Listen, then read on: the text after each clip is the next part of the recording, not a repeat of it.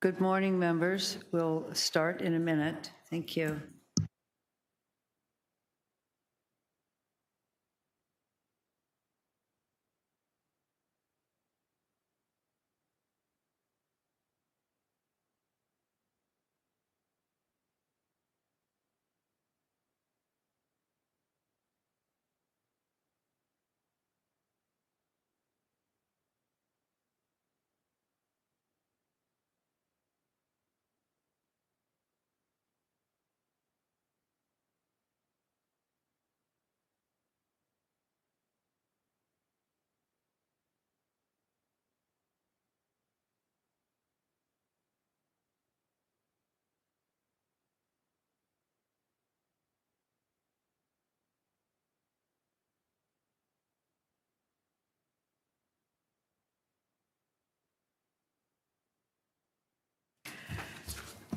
Good. You want to go on camera?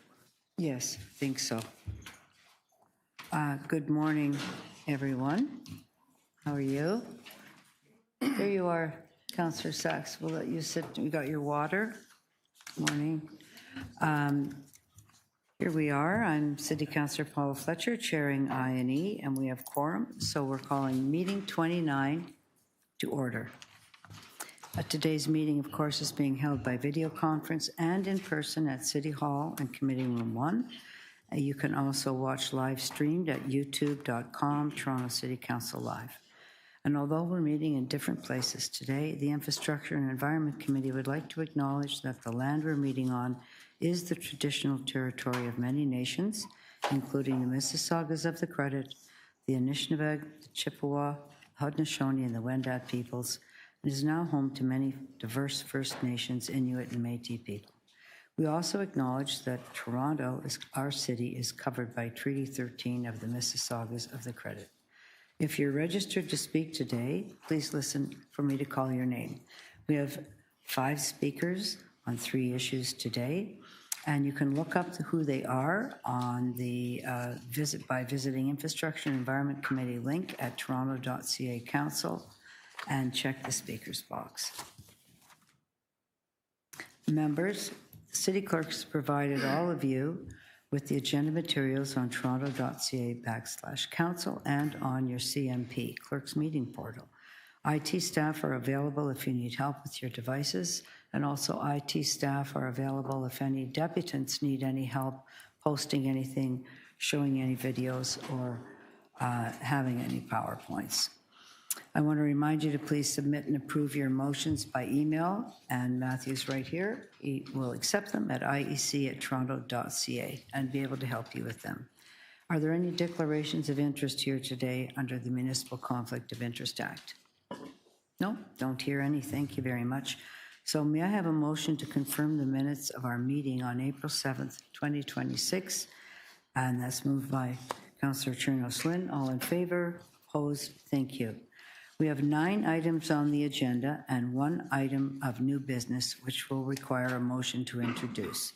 Matthew, can we do that now and introduce that? Is that your motion, Councillor Sachs? Sure. Yeah. Sure, okay. Would you like to move that? So let's... Wait 1 second. Yes, I'm requesting permission to add a new item to the list. The provincial government has proposed regulations on e-bikes. The comment period closes before our next meeting, and so staff need direction for comments. Thank you. Thank you. All in favor of adding that to the agenda? Opposed? And that's carried. Thanks so much. Let's do our rundown here.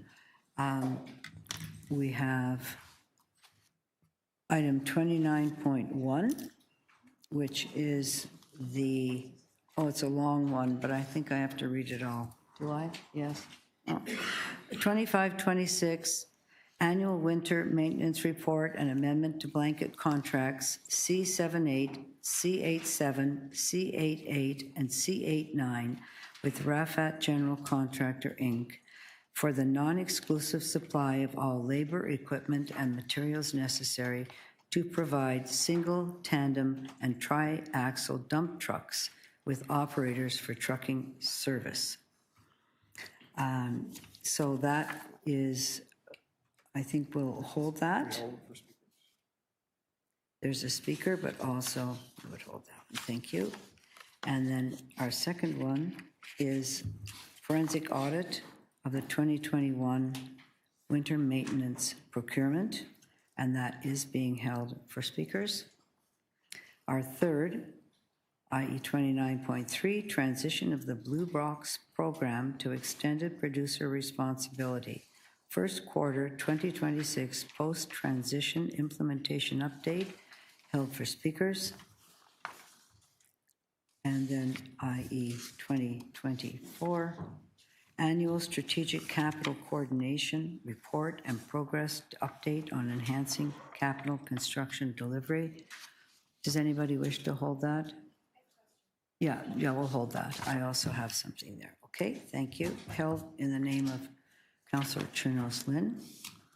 29.5, 2026 road classification amendments, wards 3, 7, 10, 21. Councillor Pasternak, I think that's your ward. Did you want to hold this, or are you okay, want to move it? Pardon? Oh, sorry, you too? You'd like to hold? No. Madam Chair. Making sure it's okay with him. Yeah, we'll hold that down. Thank you. You want to hold that? Thank you. Okay. Thank you, Madam Chair. IE 29.6, amending the foundation of drainage policy and storm sewer quality limit for manganese. Like to hold that down for an amendment? Sure. Thank you. Do you know what manganese is on the periodic table, Councillor? No, I flunked out in chemistry, Okay. but thank you for bringing up that dark moment in my education. Just checking. Our deputy city manager, of course, knows the entire periodic table. IE 29.7, feasibility of requiring side guards on contractor commercial vehicles operating in the city of Toronto. Does anybody wish to hold that? Pardon me? I'm happy to move the item. Would like to move that? Moved by Deputy Mayor Morley. All in favor? Opposed? That's carried. Thank you. MM 29.8, update on MM 28.22, improving Toronto's public washrooms. Is there anyone like to hold that? The washrooms? Councillor Prutza, I see you're down there. Did you wish to hold that? You're good with that? Great. Happy to move it. Thank you. Moved by Councillor Pasternak. All in favor? Opposed? That's carried. IE 29.9, Odour from the Ashbridges Bay Wastewater Treatment Plant. I will hold that because I'd like a little more information before it goes to council. And 29.10, supporting the proposed modernization of Ontario's framework for power-assisted e-bikes. That's been on the agenda. Would you like to hold that, Councillor Sachs? We have a speaker. Oh, sorry, we have a speaker. So, yeah, we'll be holding that. Thank you, Matthew. Okay. Well, we did get it through done. We don't have a lot of speakers, so we should have a very interesting meeting today. So let's start with item number 1, which is, do I have to read it all right? Okay, item number 1, 2025-2026 Annual Winter Maintenance Report and Amendment to Blanket Contracts C78, C87, C88, and C89 with Rafat General Contractor, Inc. for the non-exclusive supply of all labor, equipment, and material necessary to provide single, tandem, and tri-axle dump trucks with operators for trucking service. So it's a report plus that amendment for Rafat General Contractors for snow removal. Great. Are there, we're not having a presentation, are we? No? Are we having one? No. We do have speakers. But, oh, sorry, we do have speakers. We have one speaker is Mr. Cahoon, and he's online, I would think. Yep. Great. Okay, Adam Roy Cahoon, are you here for us today? Yes. We'll just give you a minute to get online.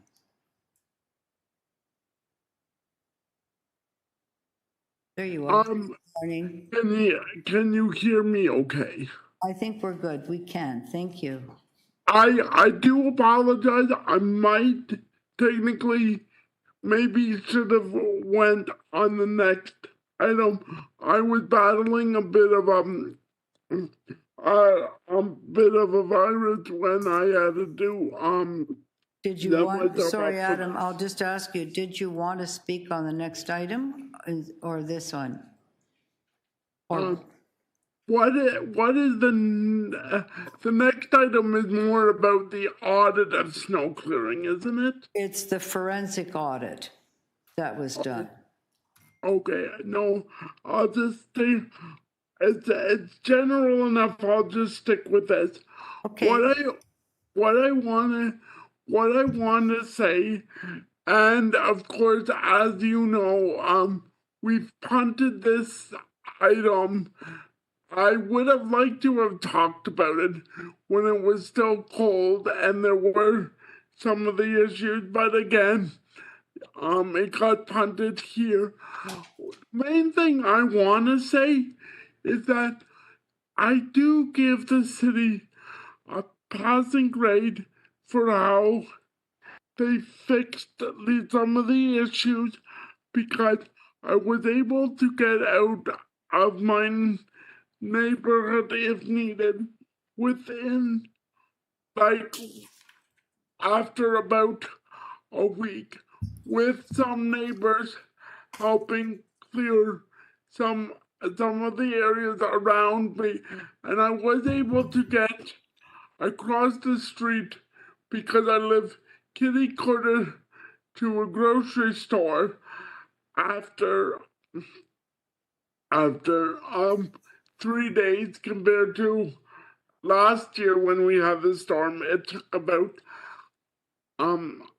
about about 10 days to 2 weeks. The only concern I still have is I believe for people that wanted more information, there after the media sort of packs up and stops carrying regular updates when the 72-hour news cycle moves on, there are still people that actually question how much is the city actually doing on snow clearing and whatnot. And I believe, like, even if some of it is like already pre-written, and I think there can be better engagement set up for people to understand how, yes, a sidewalk plow can plow the snow and still after a bit, the way that sometimes snow collapses back in, it can look like within an hour that no snow clearing was done on that sidewalk. And some of these issues really need to be worked out. And again, some of the issues I have are more 311 related, and I will work under different channels to get those concerns met. But I still think the one example I think we can all look at was COVID. How everybody was in it together, but there was multiple sources for information and good, accurate information. And the city did better portals and dashboards to let everybody know what was going on.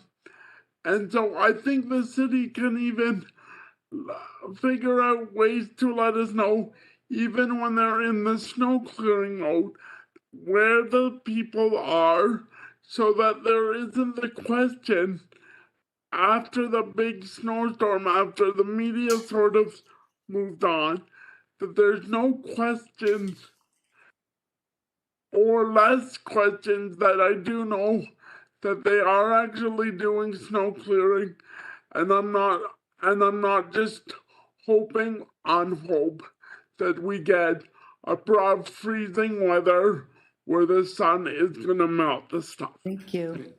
Thank you so much, Adam. I'm wondering if there's any questions. Yes, Councillor Chernos Lynn has a question for you. Hi, Adam. Thank you for your deputation, both oral and written. In your written deputation, you talked a little bit about the idea of people with disabilities being able to kind of sign in with either 311 or with the city, sort of as a way to sign up to let the city know that they need priority snow clearance. Can you expand on that a little bit?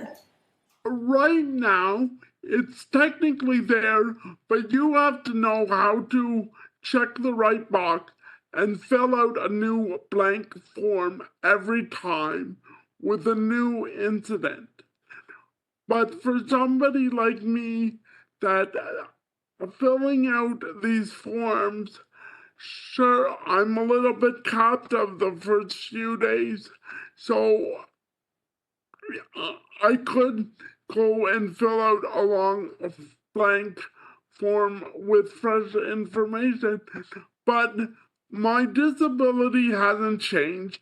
My address and other profile demographic things have not changed. I just hope that some days that with the app or with other features that we could actually set up a profile. And the other thing is, if an issue is resolved, maybe I can cancel my issue rather than leaving it in the queue. So there could be advantages on both sides. Okay, thank you. That's helpful. Yes. Thank you, Adam, and we'll find out about a list of such nature when we're asking staff questions. Thank you for being with us today. All right, thanks.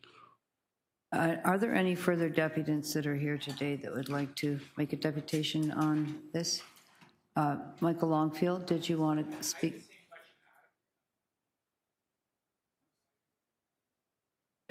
Sorry, you have the same question about the sign-up list? I can't hear you, so maybe you should just come. Yeah, I thank you, Diane. It was just to depute, whether to depute on this item or the second one on snow clearing. It was the same question Adam did. So which one did you wish to depute on?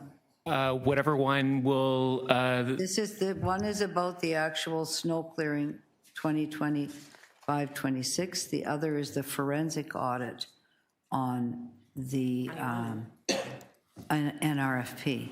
So I think you might be in the wrong place. if I can be moved to this one, Yes, I would. sure, absolutely. And what about David? Is he here today or is he online? He's virtual. He's virtual? Do you want to send him a text and let him know?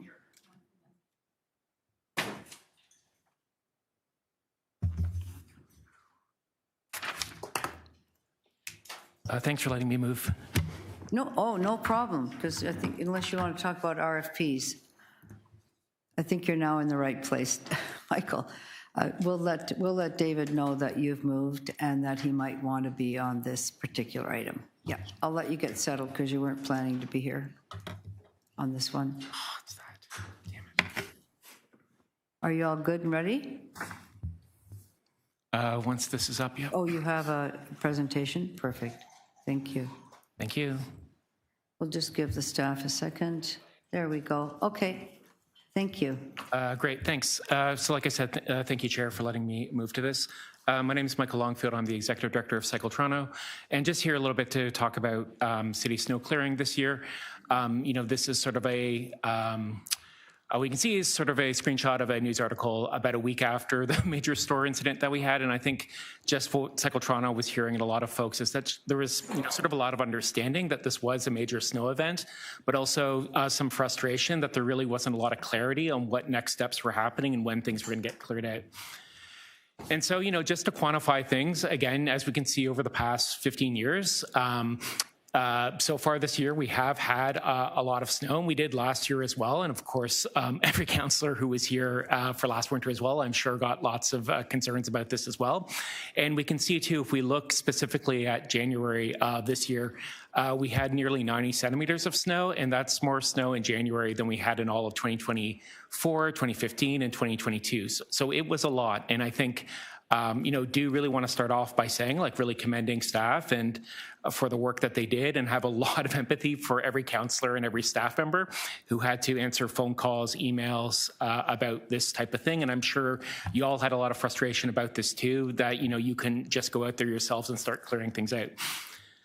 Of course, the city does have service standards, and I think they are important to kind of set expectations for everybody about when things will get cleared out. Of course, when there are major events like we had this winter, we understand that things are going to be triaged differently and not everything's going to be updated in real time. But I think having this kind of baseline expectation about or understanding of how things are going to be prioritized at a general level does give people a lot of sense of how things will move forward. And, I'll say too, I think this was a good fact-based response from the city. Sorry, you can see I was still adding notes. The source of the TOR is the Toronto Star. So anyways, this was from the Toronto Star back in mid-January. There's a note from city staff that in terms of, does the city clear bike lanes before streets and sidewalks? And sort of acknowledges that it can sometimes appear that bike lanes are cleared before sidewalks. And that's because there are far fewer kilometers of bike lanes and fewer obstacles for plows to navigate, making them quicker for crews to service. And, as folks know, we've got nearly 5,600 kilometers of roads, but only 104 kilometers of protected bike lanes, 140 kilometers painted bike lanes, and about 400 kilometers of multi-use trails. And not all those are cleared over the winter, and there are clearly some that were signed that they're not. But again, it's a lot fewer kilometers to do. And again, certainly can understand that and I think what we saw in the first bit of the snowfall was, especially if you lived near an arterial bikeway like Danforth, Bloor, University, that some of those bike lane plows did get out first, and things were getting cleared on bike lanes before the sidewalks and the roads. But in the aftermath of that, we started seeing more of this where the bike lanes seem to become kind of de facto dumping grounds for snow. So this is about a week after one of the major snow events that we have. This is Bloor and Dundas West facing westbound. And, you can see the road is clear, the sidewalk is mostly clear, and the bike lane is completely impassable. So, this is an example. I filed a 311 request about this, got a prompt response, was told that it was going to be 3 days for it to be completed. It's like, okay, that's kind of understandable. So there we go. Next day, it's being investigated. Like, okay, cool, that's great. Like, understand, that's good. And then I didn't hear anything back till February 25th, at which point it was concluded that the request has been concluded. So it didn't even say that it had been cleared, which it had been, but just that the request had been concluded. And again, this isn't to dump on 311. I understand, there were thousands, if not tens of thousands of these requests, but I think it sort of speaks to the communication challenge that was kind of here, especially when we were often being told that bike lanes were clear and roads and sidewalks were not. And again, you can see the bike lane's impassable, sidewalks clear, road is clear. Bike lane is impassable, bike lane is impassable. These are photos that were sent to Cycle Toronto. They were photos that I took. They're not just highlighting the ones to dunk on you all. This was a pretty sample of what the situation was. And frankly, these kind of social media I don't even know how to say it, rage-baiting posts about spotless bike lanes, I think one was doing disservice to the actual work that city was doing and taking this very seriously. But two, it felt, from a cycling perspective, it felt like we were being gaslit because they were clearly not spotless. And, again, Toronto is a winter city. Over the past couple of years, we maybe haven't had as much snow as we have had historically. But if we compare to Montreal, even when Toronto has major snow events, there's still much less than what Montreal experiences. And of course, at Cycle Toronto, I love bringing up Montreal, and not to say that it's perfect, but in terms of cycling, they definitely are setting the standard in North America, and they are a winter city with colder, more extreme climates than we are. And they're managing to do this as well. And even This year in particular, yes, Toronto had more snow in January, but in the lead up to this, Montreal had more snow in December and more snow afterwards in February.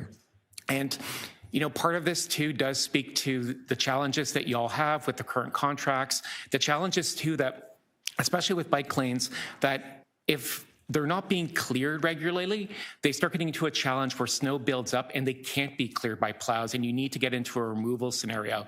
And again, Montreal is just much better positioned for this. And I think that's something we saw in Toronto too, that it definitely seemed like the bike lanes were being plowed early on, but that plowing seemed to have stopped, and then snow accumulated and then became impassable for plows, and folks had to wait weeks until snow removal machines could be used to this too. So little video of what is kind of going on in Montreal, just for everyone to sort of say, but that's the end of my presentation. Thank you, everyone. There may be questions for you. Thank you. Are there questions for our deputant? No? Good morning. No, thank you. Yes, Deputy Mayor. Thank you, Madam Chair, through you. Thanks for joining us, Michael. Thanks for the deputation. I will ask this of staff as well, but I was very interested to see the tandems clearing and removal happening at the same time.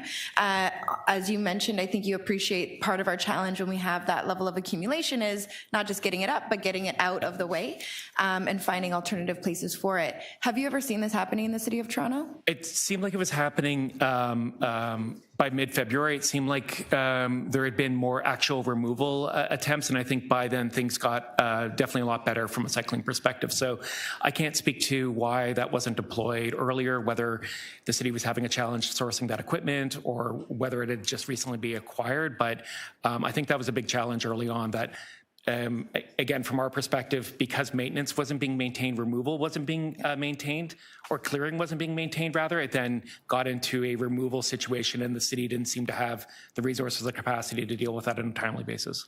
That's helpful. Thank you. And I'll put that to staff as well. Thank you. That's all for me, Madam Chair. Yes, Councillor Sachs. Yes, thank you, Michael. The other thing that I noticed, and just wondered if you found this more generally, is that even where there were places where the bike lane was cleared, it would erratically and frequently be impassable either because something was missed or some private operator built up a big pile of snow, and those interruptions took weeks and weeks to be cleared. Was that your experience as well? Yeah, definitely. And again, I'm not suggesting there was any malicious intent on this. I think a lot of people were struggling with where to put the snow, but I think often it seemed like the bike lanes became kind of a convenient dumping ground to clear snow out of other spots. So whether it was we saw this a lot at intersections too, where the bikeway might be cleared between blocks, and then at every intersection there'd be a big pileup of snow that seemed like had been dumped there from other spots. Right. So for the very large number of people in my ward who depend on cycling to get to work, to get to school, would you agree with me that for most people it was impossible for more than a month? Oh, definitely. Yeah, it was definitely impossible, especially to use the cycle tracks themselves. I don't think it was lost on us at Cycle Toronto that we were in court in January, late January, on the appeal to defend the bike lanes at a time when the bike lanes themselves were completely impassable. It was almost like a sneak preview of what would happen if we lost the case and the bike lanes were removed. Thank you very much. Any other questions? I'll just ask Michael, do you think, I was getting letters about I'm sure. cycling Yep. and looking at the Danforth and seeing one side had been cleared and the other hadn't, and the other side. But do you think most cyclists know that's just a casual lane isn't going to be cleared? I think so, yeah. And I certainly from Cycle Toronto's perspective, where we thought where the work maybe needed to be more urgent was on those like 104 kilometers of protected cycle tracks that tend to have the most volume of users. So like Danforth, like Bloor, like University. We understand if, neighborhood routes might not be cleared at the same rate, again, especially when we're dealing with a major snow event. But those arterial bikeways that, as the city acknowledged in their own comms, can be done quite simply with dedicated equipment. Prioritizing those, I think, from our perspective, should have been a priority, and definitely maintaining them. So just in the same as, first of all, the Don Valley gets plowed, and then the larger larger roads get plowed and then neighborhood streets, perhaps the communications aren't clear enough. It's not clear enough that we're going to clear dedicated standalone protected bike lanes and then work our way down to that one that's running through the neighborhood. Yeah, I that think could be much clearer. And you could also make that clearer if that cascading level of maintenance was very clear to the public. yes, very much so, yeah. Great. I will ask that of staff as to how we think we're doing on letting you. everybody know about that. Thank you very much for being here today. So you're telling me you're not going to be speaking on the forensics. Okay. All right. Thank you. And I wonder if we have Dave Shellnut here. Now, if did we ask him if he is speaking on this one or the other one? Were you able to get in touch with him, Michael? No? Okay. He said he was maybe anyways. Pardon me? He said he was maybe able to join. Was staff able to get in touch with him? No. So, okay, if he turns up on the other one, you can talk about that, even if it's not about the forensics. We'll let that happen, no problem. Great.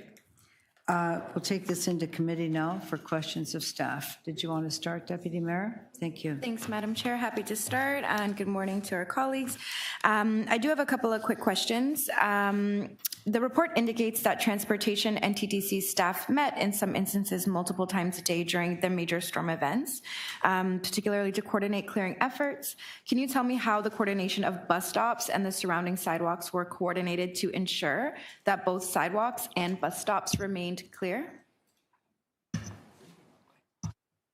Through the chair, Councillor, our program is through our contracted services where our sidewalks are done by mechanical clearing, and our shoveling of transit stops, where possible, we use mechanical, but most of it is through our contractor using shoveling methods. We work primarily through our arterial roads first and our transit corridors. And the priority is basically set on transit corridors first, and then other arterial roads that don't have transit stops. We do have a list, and throughout the major event, we met actually multiple times per day with the TTC to identify what I would call their priority stop locations where they were seeing escalations, and we were as well. So we would reroute staff to those locations to dig them out again. There was occasions where, as the deputy said, the snow, because of the heights, were collapsing back into the transit stops, and we needed to do multiple rounds of clearing. That's helpful, and I'm sure as you noted and as you received, we did get a good amount of concerns shared with our office about exactly that, sort of one getting cleared and then the other getting dumped onto the cleared section. So I wonder if you were able to establish any particular best practices with the contractors to try to avoid that kind of a scenario. Yes, I mean, through it is a timing of the sidewalk goes through first, and that's ideally what we would like to do. With the 35 and 60 centimeters of snow, it was hard to coordinate that because they were going around multiple rounds of plowing just to stay on top of the snow during the event because it lasted for quite a bit long time. But we are looking at this year with our contractor is because we don't track locations like we track sections of road. We are looking at applications where we will be getting information based on date and time where these locations are cleared. This is an enhancement we're looking at going forward where we'll have better tracking and we can actually ask for photos so that we can have confirmation. So that's something we're going to be developing for the upcoming season. We look forward to that. Just to pull that thread a little further, we saw a very cool example in the video from Mr. Longfield at Cycle TO about tandem clearing and removal happening at the same time with the appropriate equipment traveling side by side. And obviously it sounds like when we're just pushing the snow around, that's part of our challenge. Are we employing or deploying that kind of approach as part of this, or did we as part of this contract, and are we looking at that into the future? Through the chair, our snow removal approach, the video you saw is very much exactly the same as what we do.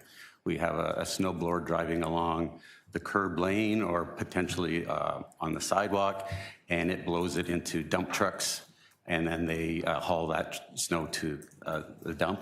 We also, in addition to have snow blowers, we use front-end loaders, or like buckets, if you will, depending on the infrastructure. It may be too tight for a blower.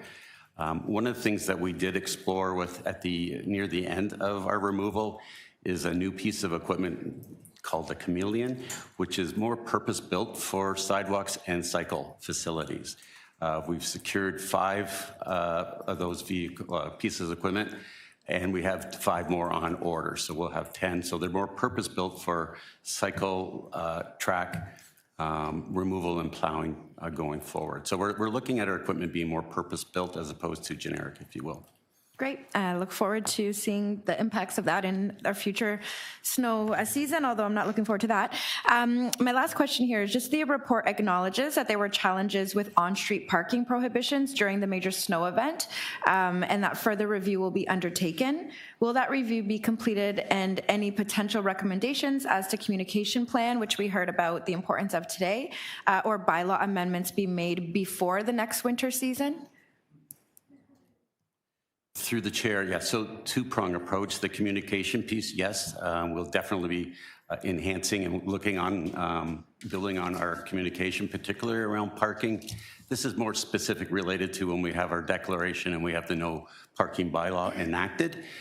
So we're definitely working on communication and modernizing the bylaw. We will be looking at the bylaw to take into account where snow is removed to facilitate parking back. The bylaw as it is now is sort of blanket, so until we complete all our removal and we cancel the declaration, people are not allowed to park in areas that are already cleared, and we realize that's problematic, and we're currently reviewing varied options on how to address that. And coordinating with TPA, I hope, as well. I'll leave that there. Thanks, Madam Chair. Thank you. There are some recommendations around that, as you know, Councillor, which are great. Next up, Councillor Pasternak was next. Go ahead. Thank you, Madam Chair. Before us is a request for an increase, correct me if I'm wrong, of 54 million plus in the current in contracts, and that will take us to 2029. Through the chair, that's correct. And we're currently spending 140 to 160 million. So I don't know, what is that, about a 30% increase in our snow removal costs or snow clearing costs. Is this extra cost for removal or a blend of plow and removal? So through the chair, this cost is the trucking cost to take the snow from on the street where it's removed by the blower to our snow dump site. So removal increases our snow operations budget by about 30%. So it's a blanket contract, so it doesn't translate necessarily through to a budget increase each year. It's an amount of an allowance that's in the contract, and then we call on that contract as we need it throughout the contract period. So we made some assumptions early on when we let the contract that our trucking costs would be around $6 million a year. What we actually found was that this year, with our big event, our trucking costs were about $18.5 million. So we've used up a lot of the contract value that we had to take us through to 2029. So this is about adding value back into that contract so that we can still call on trucking services between now and 2029. So am I correct to say that before this report and our trucking initiative, our annual budget was in the $140 to $160 million range? So our budget for 2026 for snow is $161 million. 161, okay, the top end of the range. So so basically when we do our budget pressures for 2027, we'll be over 200 million for snow operations. So through the chair, so I'm not expecting us to probably be over 200 million unless we make some substantial changes to our snow operations. We make some assumptions around what trucking we may or may not need in our budget request, and then also there is then the severe winter weather reserve fund, which we can draw on depending on how expenditures are going elsewhere in the city. If we need to, we can draw on that to cover significant extra costs which occur in one particular year. So we would continue to budget for winter in the same way as we traditionally do, which is to look over a 3 to 5 year period, apply inflation, look at any changes that we've made to service delivery, and then arrive at a budget figure that way. So I would anticipate that, yes, our 2027 budget ask for winter would probably be a bit more than 26, based on the fact that for the last 2 years, we've had significant snow events, but I wouldn't anticipate us to be up over 200 million. So there are subcontractors mentioned in the report. Do we even know whether they're capable of snow removal? That's an entirely different operational piece than snow plowing. Operational, you need a fleet of dump trucks. You need to know where you're going.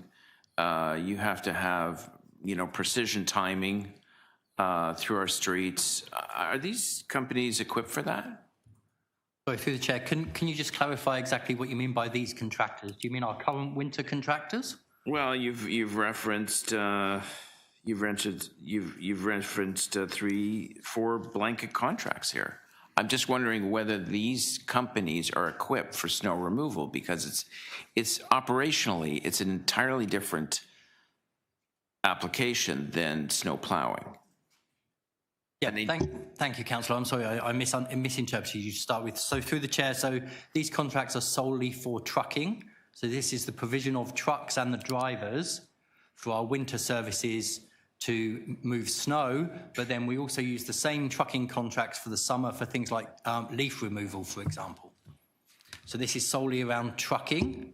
It's the provision of a truck and a driver as opposed to anything related specifically to snow removal. It's not a top-up from plowing? Through the chair, that's correct. No, it's not. It's just the truck provision. Okay, I'll leave the rest of my questions for council. Thank you. Next, go ahead. Who's got more questions? Councillor Sachs. It's okay. Go ahead, Councillor Sachs. Yes, thank you. First, I want to follow up on the question from Deputy Mayor Morley about the bylaw.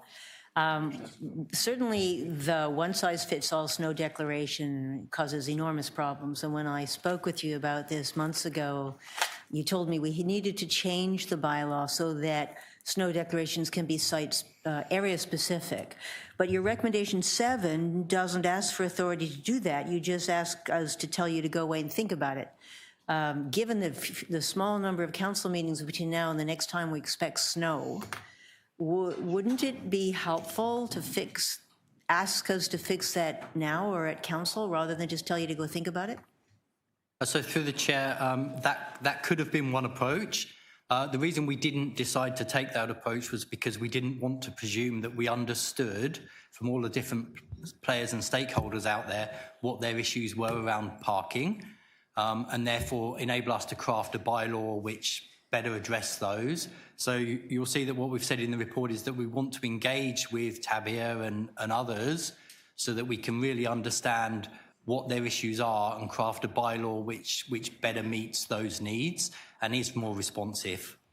We acknowledge the bylaw as it's currently drafted at the moment doesn't work for BIAs, it doesn't work for lots of residents, it doesn't work particularly well for us as a blanket approach either. So we are committed to making the necessary amendments to that. My anticipation would be that it would come in either December, when council will first meet again after the election. That would be my hope. Okay, so we're betting on when the snow comes. Well, I'd ask you to think again between now and council, because giving you authority to make a snow declaration in less than the whole city doesn't tell you what to do. It just gives you some flexibility. So will you think about it? Through the chair, we can think about it. I think it's less about the declaration itself, because declarations have a couple of things that they do. It's more about this specific issue around parking. Anyway, and how we make it a bit more targeted and focused and give us some flexibility and the city some flexibility as well. My other question is about the recurring obstructions of streetcars with parked cars, which we all agree we have to stop. Again, when I asked about this during the winter, I was told one of the problems is in areas like my ward, there's nowhere to take parked car. There's nowhere to tow cars to. There's no tow yards left downtown. And so I was told that one of the solutions was a technology where you would basically tow cars to the nearest green pea lot. But I don't see that in this report. So is there something we can do again before the snow comes so that you have a faster, cheaper way of responding to cars that are blocking streetcars? Okay, I'm going to let my colleague in from TTC4 start that one, and we'll jump in afterwards. Supposed to answer that question.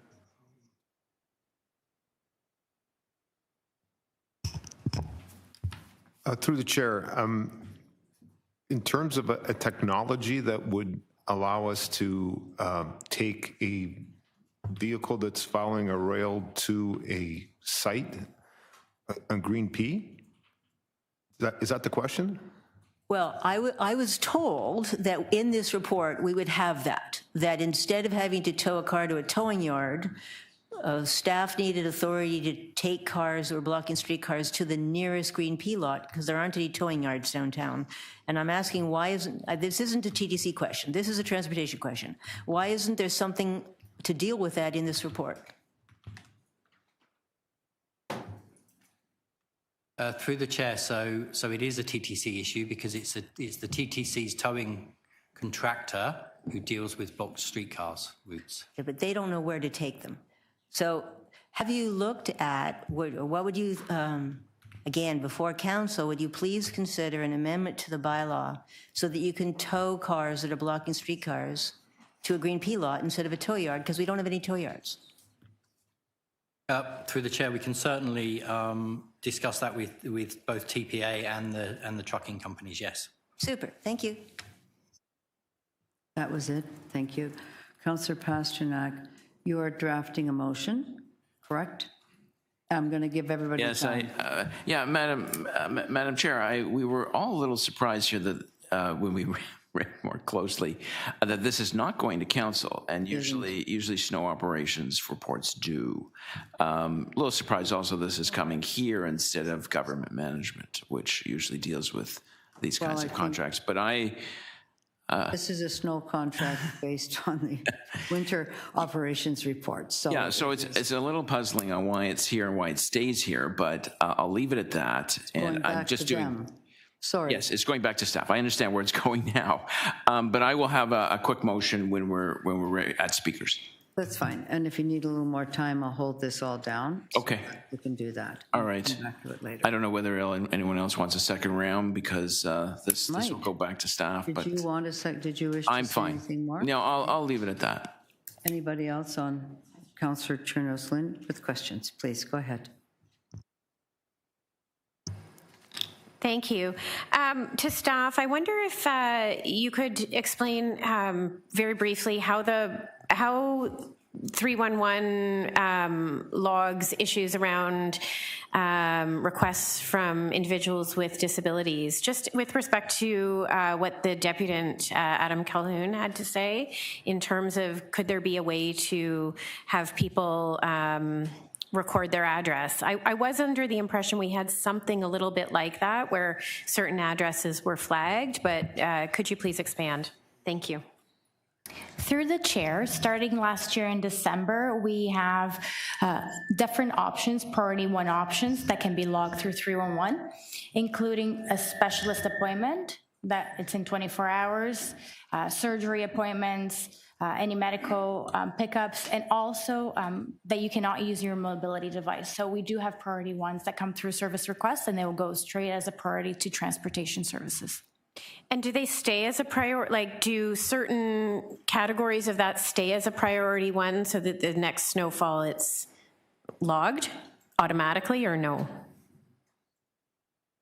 Every service request is logged separately, and if it was logged as a priority one, it will be sent to transportation services, and it will be closed as a priority one as well. Okay. Okay, I'll comment on that after. My next question is with respect to permit parking, and apologies if I missed if this was asked before, but has there been consideration given to having residents be alerted to move their cars to another side of the street so that the area could be plowed where there's permit parking? So through the chair, so that is one of the intentions. Page 21 of the report, we talk about future improvements that can be made for resident permit parking, and that is certainly one of the things we're looking at, because obviously the permit parking streets offer a particular constraint in terms of both snow removal, but then also in terms of where the residents can actually move their cars to. So moving vehicles to one side of the road may be a more practical solution, which then enables us to clear that side, and then they switch their cars to the other side to enable us to do that. Okay, thank you. And perhaps this could be prioritized in areas with particularly narrow streets where there's permit parking. Is that possible?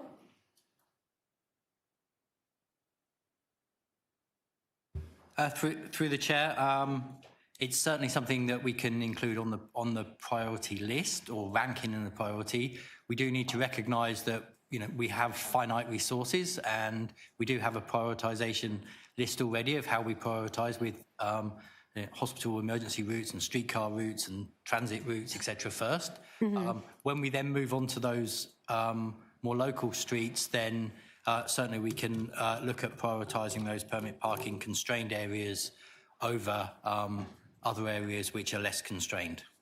Okay, thank you.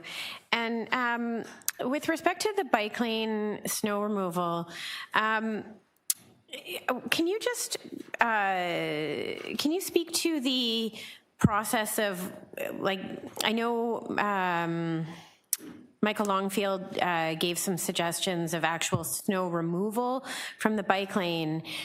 We had some inquiries from our office around what the order was in terms of how it was affecting sort of the snow removal from the bike lane might get dumped onto commercial storefronts, and whether that was causing part of the challenge with commercial areas being cleared.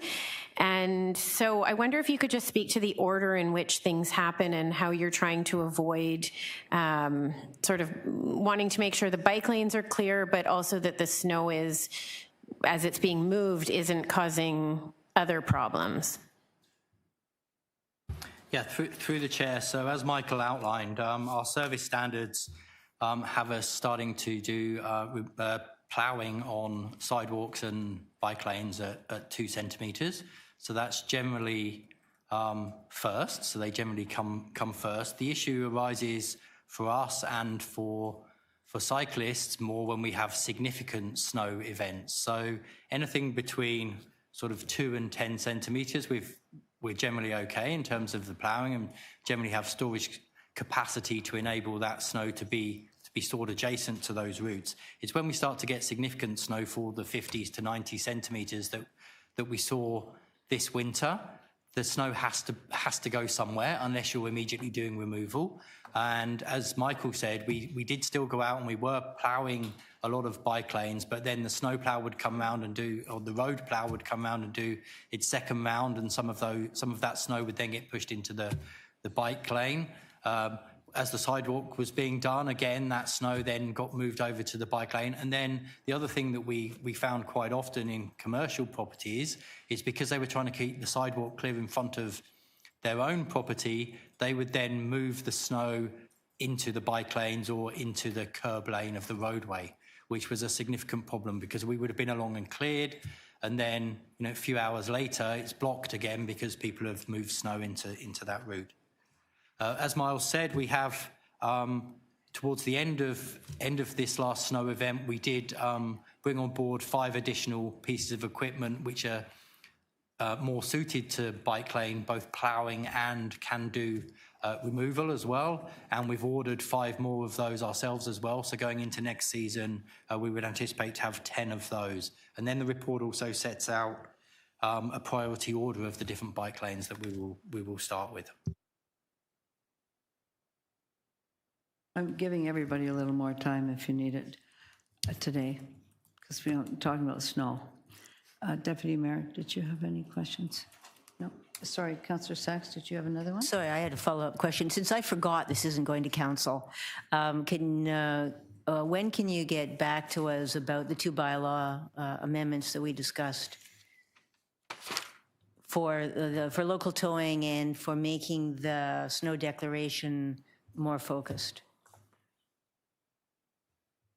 Through the chair, so I wouldn't anticipate that would be before council breaks in the summer because of the engagement that we want to do with the different organisations. As I said, I would anticipate that we could bring something forward for, ideally for that December council, the first council back after the election. Okay, thank you. Thank you. Yes, Councillor Pasternak? Yeah, thank you. I can't resist. One of the problems we had up in the Downsview lands was Allen East, where it was used as a last-minute dump site for snow. So the community got quite upset because of the lack of notification and the lack of understanding of how the site would be used. And I've got a motion ready to go here. Is there any efforts underway to communicate better with local communities when vacant lands in their area are being used as a dump site, and what the cleanup plan is afterwards when the snow melts? Through the chair, yeah, that was the site across from our existing site. We had numerous meetings with residents. They did express their concern, and we worked through CREM to facilitate that site. There were concerns about maintenance during our work, so we tried to do hauling and dumping there and suspend that so it didn't happen overnight because it could be noisy. And we did talk about maintaining the site through our operation, but also the restoration of the site as the snow melts throughout the next 3 or 4 months, that we have staff regularly patrolling, picking litter, looking at the fence line, and then remediating the site going forward. In addition, we are actively working with the CREM to identify additional temporary sites, ideally in locations that aren't residential. We have limited opportunities, and we unfortunately have to take the snow somewhere because our existing sites, when we get 90 centimeters, aren't at the capacity we need.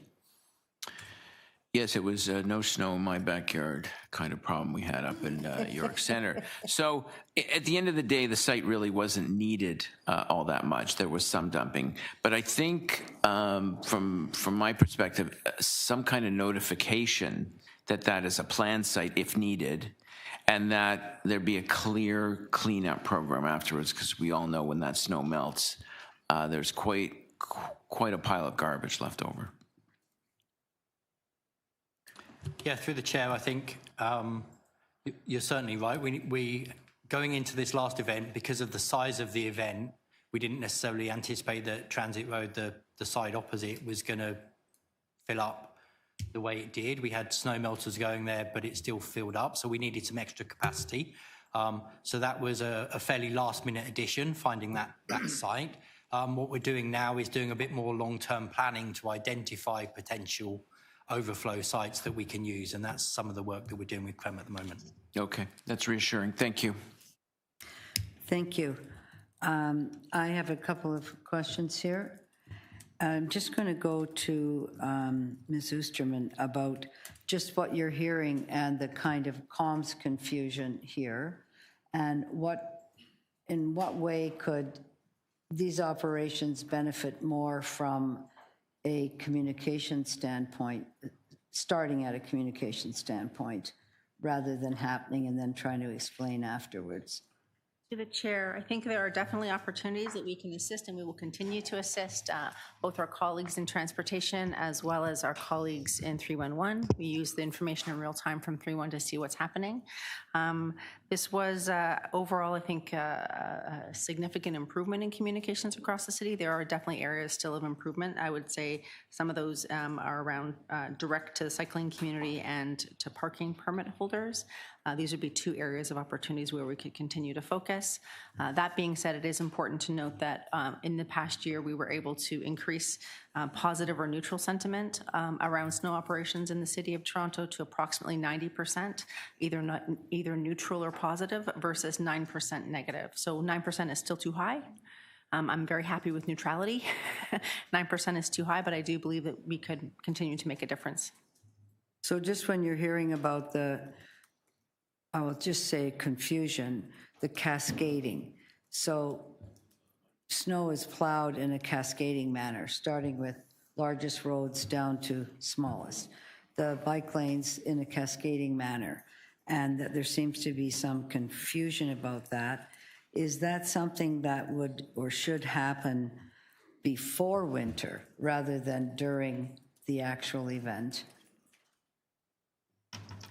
To the chair, I actually believe that is really critical information. This is a public education initiative, and while we had 4.7 million people see our cascading information on social, while we had over 60 web updates, the reality is the most important piece, I would argue, is direct to consumers' homes. We did have a mailing go out because of where we were in the MSERP piloting process that wasn't able to be produced until closer to the winter season, and it went out, I would argue, too late, and that is one of our opportunities for improvement next year.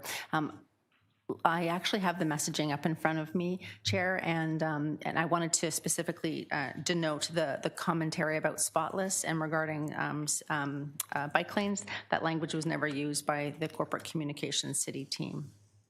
Sorry, which one? Spotless? It was part of the deputant's communication to us today. Oh, I see. It was not. Yes. It was not. So yes, absolutely, a direct mail earlier in the season is part of the plan and should be executed. Could there not be just more of an announcement style, a media conference? This is for Councillor Pasternak with, yes, there may be a snow dump in your neighborhood, so you're not surprised. I think being surprised is one of the hardest things when you're in crisis. To the chair, absolutely. It is difficult to, I completely agree that repetition of the message, albeit very boring, 2 centimeters for this, 4 or 5 centimeters for this, 8, I mean, that information is not terribly interesting and media may not always pick it up every day.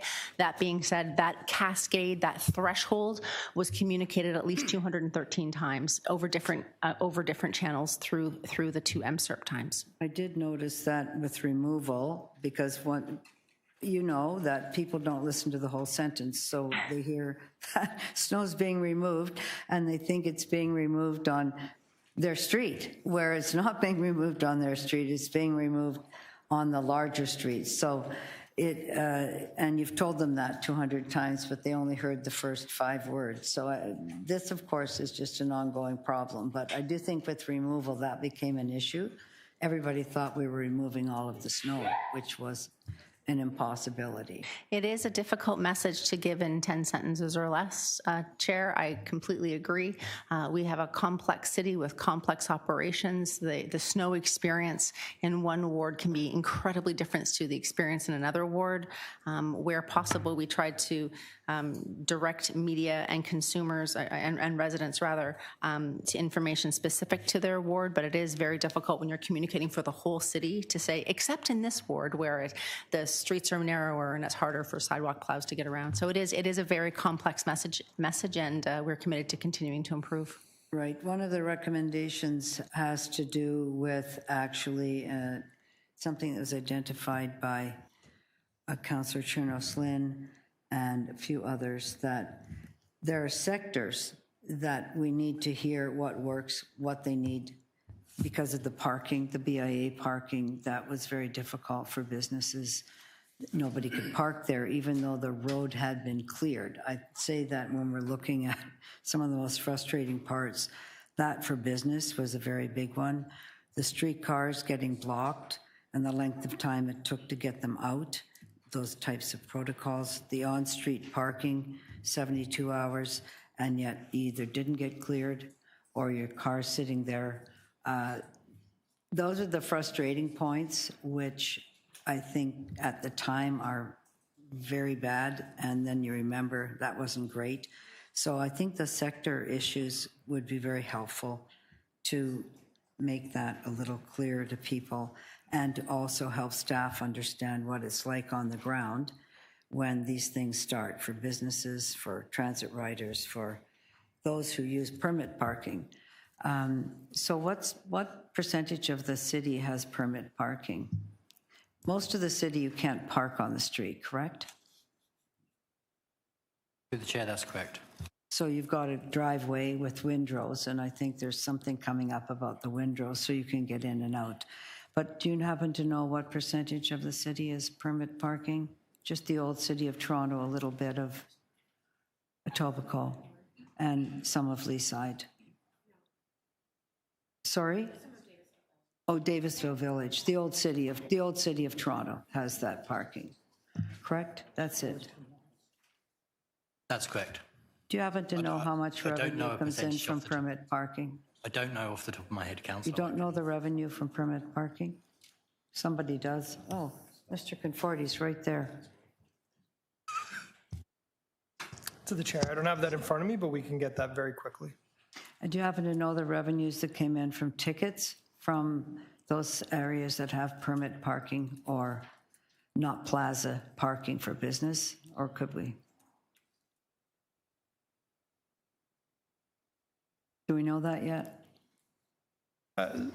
To the chair, ticketed revenue coming in? No, we'd have to pull that information as it relates to plazas. So why don't we, yes, oh, here, Mr. So through to you, Chair, the 2025 revenue from permit parking was about $32 million. How much?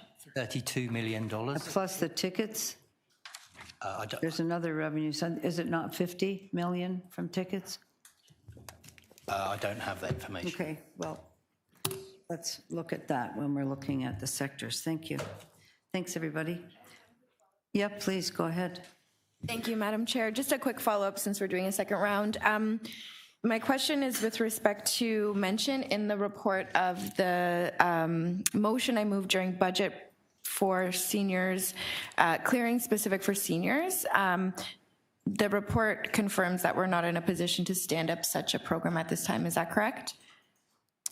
Through the chair, that's correct. We're still investigating the different potential models, given that it's tied to a declaration, and we don't know when we're going to have a declaration. It's very difficult for us to plan that operation with our existing contractor or existing in-house. So we're looking at other methodologies or services that may be more flexible, because you may not need it for a couple of years potentially. So those are the things that we're considering. And we've looked at the Brampton model a little bit, and we're looking at a few others, but it's still in process of the review. Great. Thank you for that confirmation. I know Council also directed staff to look at snow clearing, activating our citizens and our constituents in the city, modeled after the program that seemed to be fairly successful in New York this past year. Is that work underway and ongoing? Yeah. Through the chair, yes, I mean, the look at the seniors and the shoveling programs in general are being reviewed, yes. Sorry, I didn't catch that. Yes, in addition to the seniors, the general shoveling, like the New York model that was presented earlier in the season, we're looking at that in addition to that. Great, and I would, is there a possibility that those two pieces are tied together? Through the chair, yes. I mean, I think that's, given the unpredictability of the weather, it's hard to plan staffing around that. So it would be a model that we would look at, similar to like, what Brampton has or some other jurisdiction. Great, that's helpful. Thank you so much. We'll continue to track. Madam Chair, that's all for me. Thank you. Thank you, Deputy Mayor. Now we'll move to speakers. Who wants to start? Deputy Mayor Morley? Thank you, Madam Chair. Through you, I just want to acknowledge the really, really hard work that took place this past winter season by all involved, not only our senior staff here managing this important program, but also all of the contractors and frontline staff who really, really, I think, made best efforts to make sure Torontonians could get around the city in really extreme circumstances. We know that major weather continues to be our reality as our planet warms, and extreme events continue to be not just every 100 years, but much more frequent than that. And I'm really heartened and encouraged to hear about some of the improvements, additional opportunities, purpose-built equipment, and further exploration of how we can continue to address these really, really challenging situations when we're faced with them as a city. I want to acknowledge and thank the deputants as well for sharing their perspectives with us, and just note, Adam's passing grade that was provided to the city, which we appreciate, but also noting that during that time, neighbors pitched in. It's similar to how we stood up our response to COVID. It really is a Team Toronto approach, and I understand and know that when we want to go far, we got to go together. And in these circumstances, it's going to be important that we as a committee and council continue to support our staff to have the appropriate resources and tools, including communication support, to make sure that residents have clear expectations of us and know how best to navigate in extreme circumstances, connect in with 311 when they have, timely appointments and all of that good stuff. So really glad to see this work coming through here. We always have room for improvement, and we look forward to staying committed to that. Thanks, Madam Chair. Thank you. Next up, Councillor Chernos-Lynn.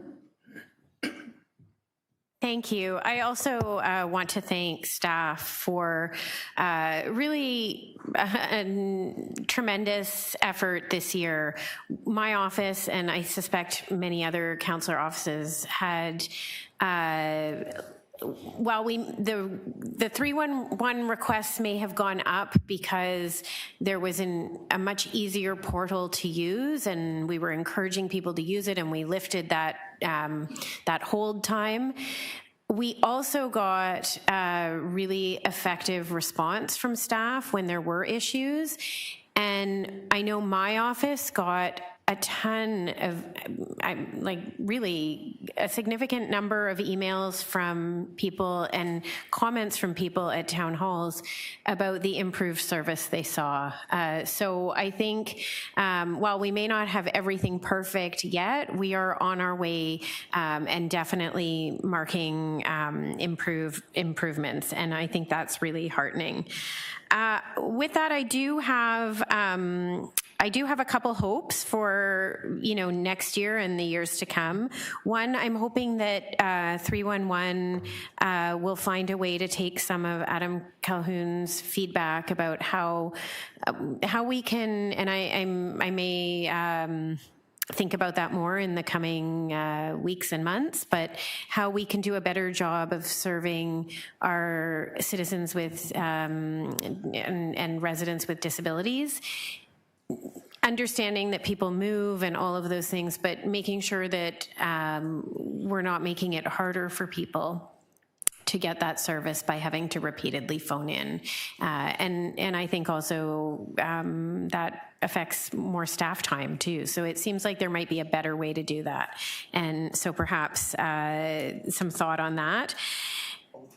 Second, I would just say that I have two motions, one from Councillor Candevel that I'm moving on his behalf around windrow clearing, and I know this is something my office heard from a lot too. There was information out there about when windrows can be cleaned and when they can't, when they aren't, like when driveways would be done and when they wouldn't, but it wasn't necessarily easily understood by constituents, and sometimes there was disappointment by people. So I think the more communication we can do on this, the better. So that's what that first motion is about. And then I have a second motion that speaks to making sure we do a public education campaign about the snow clearance responsibilities, particularly with respect to commercial properties beyond the sidewalk snow clearing service that we already offer as a City of Toronto.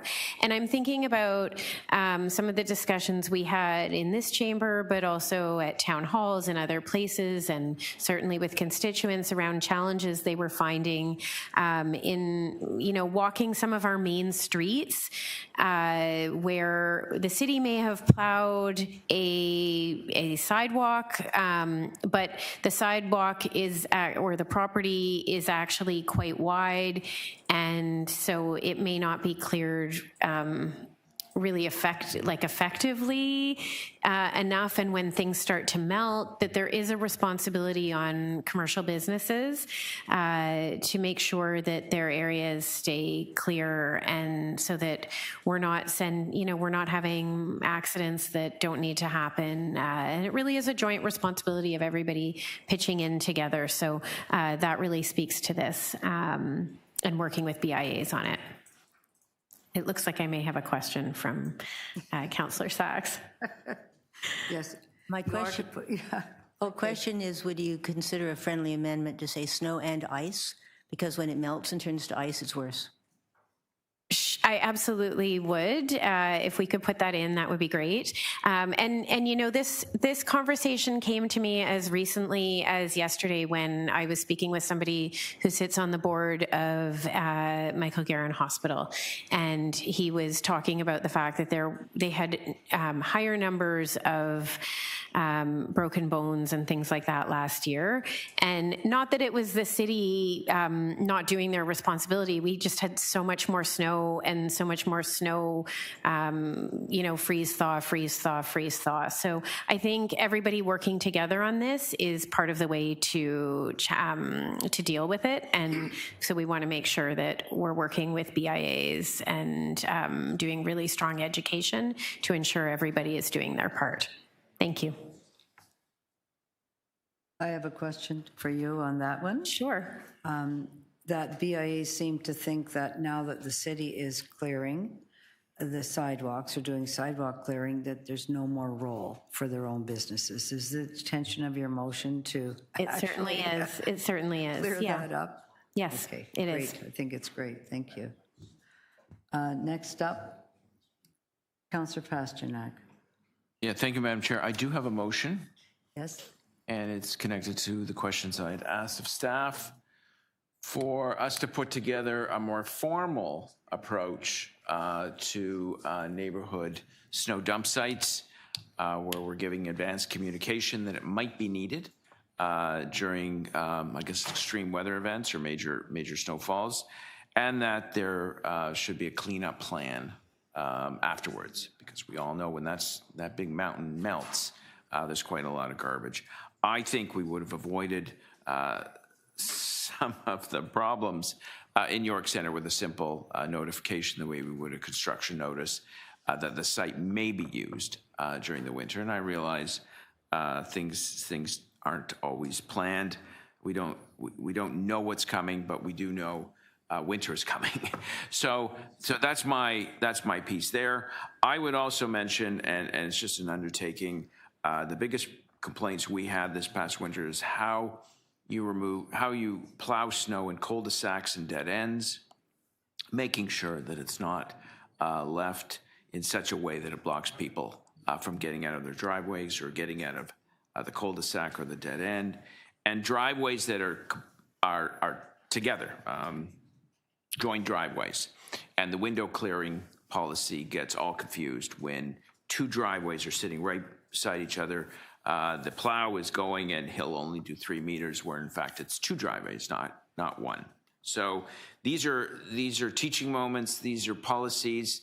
If we're going to pour over $200 million into snow removal and snow clearing, we need these companies to train their staff to handle these situations.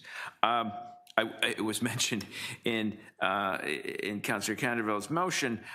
We don't feel that other property owners in the city are doing their fair share with snow removal. We've seen it in commercial areas. We've seen it in institutional areas, apartment buildings, condo buildings, where the bylaw responsibility rests with the property owner. One of the biggest complaints I got recently was snow clearing at the Art Gallery of Ontario, which I, full disclosure, I am a member, where an elderly resident of mine tried to visit, and they tried to navigate from the parking lot to the front entrance, and it was just, they might as well been hiking up K2. And the local councillor got the heated message on that, even though it was the responsibility of the AGO to really clear their parking lot and clear the walkway. So, and the same with schools.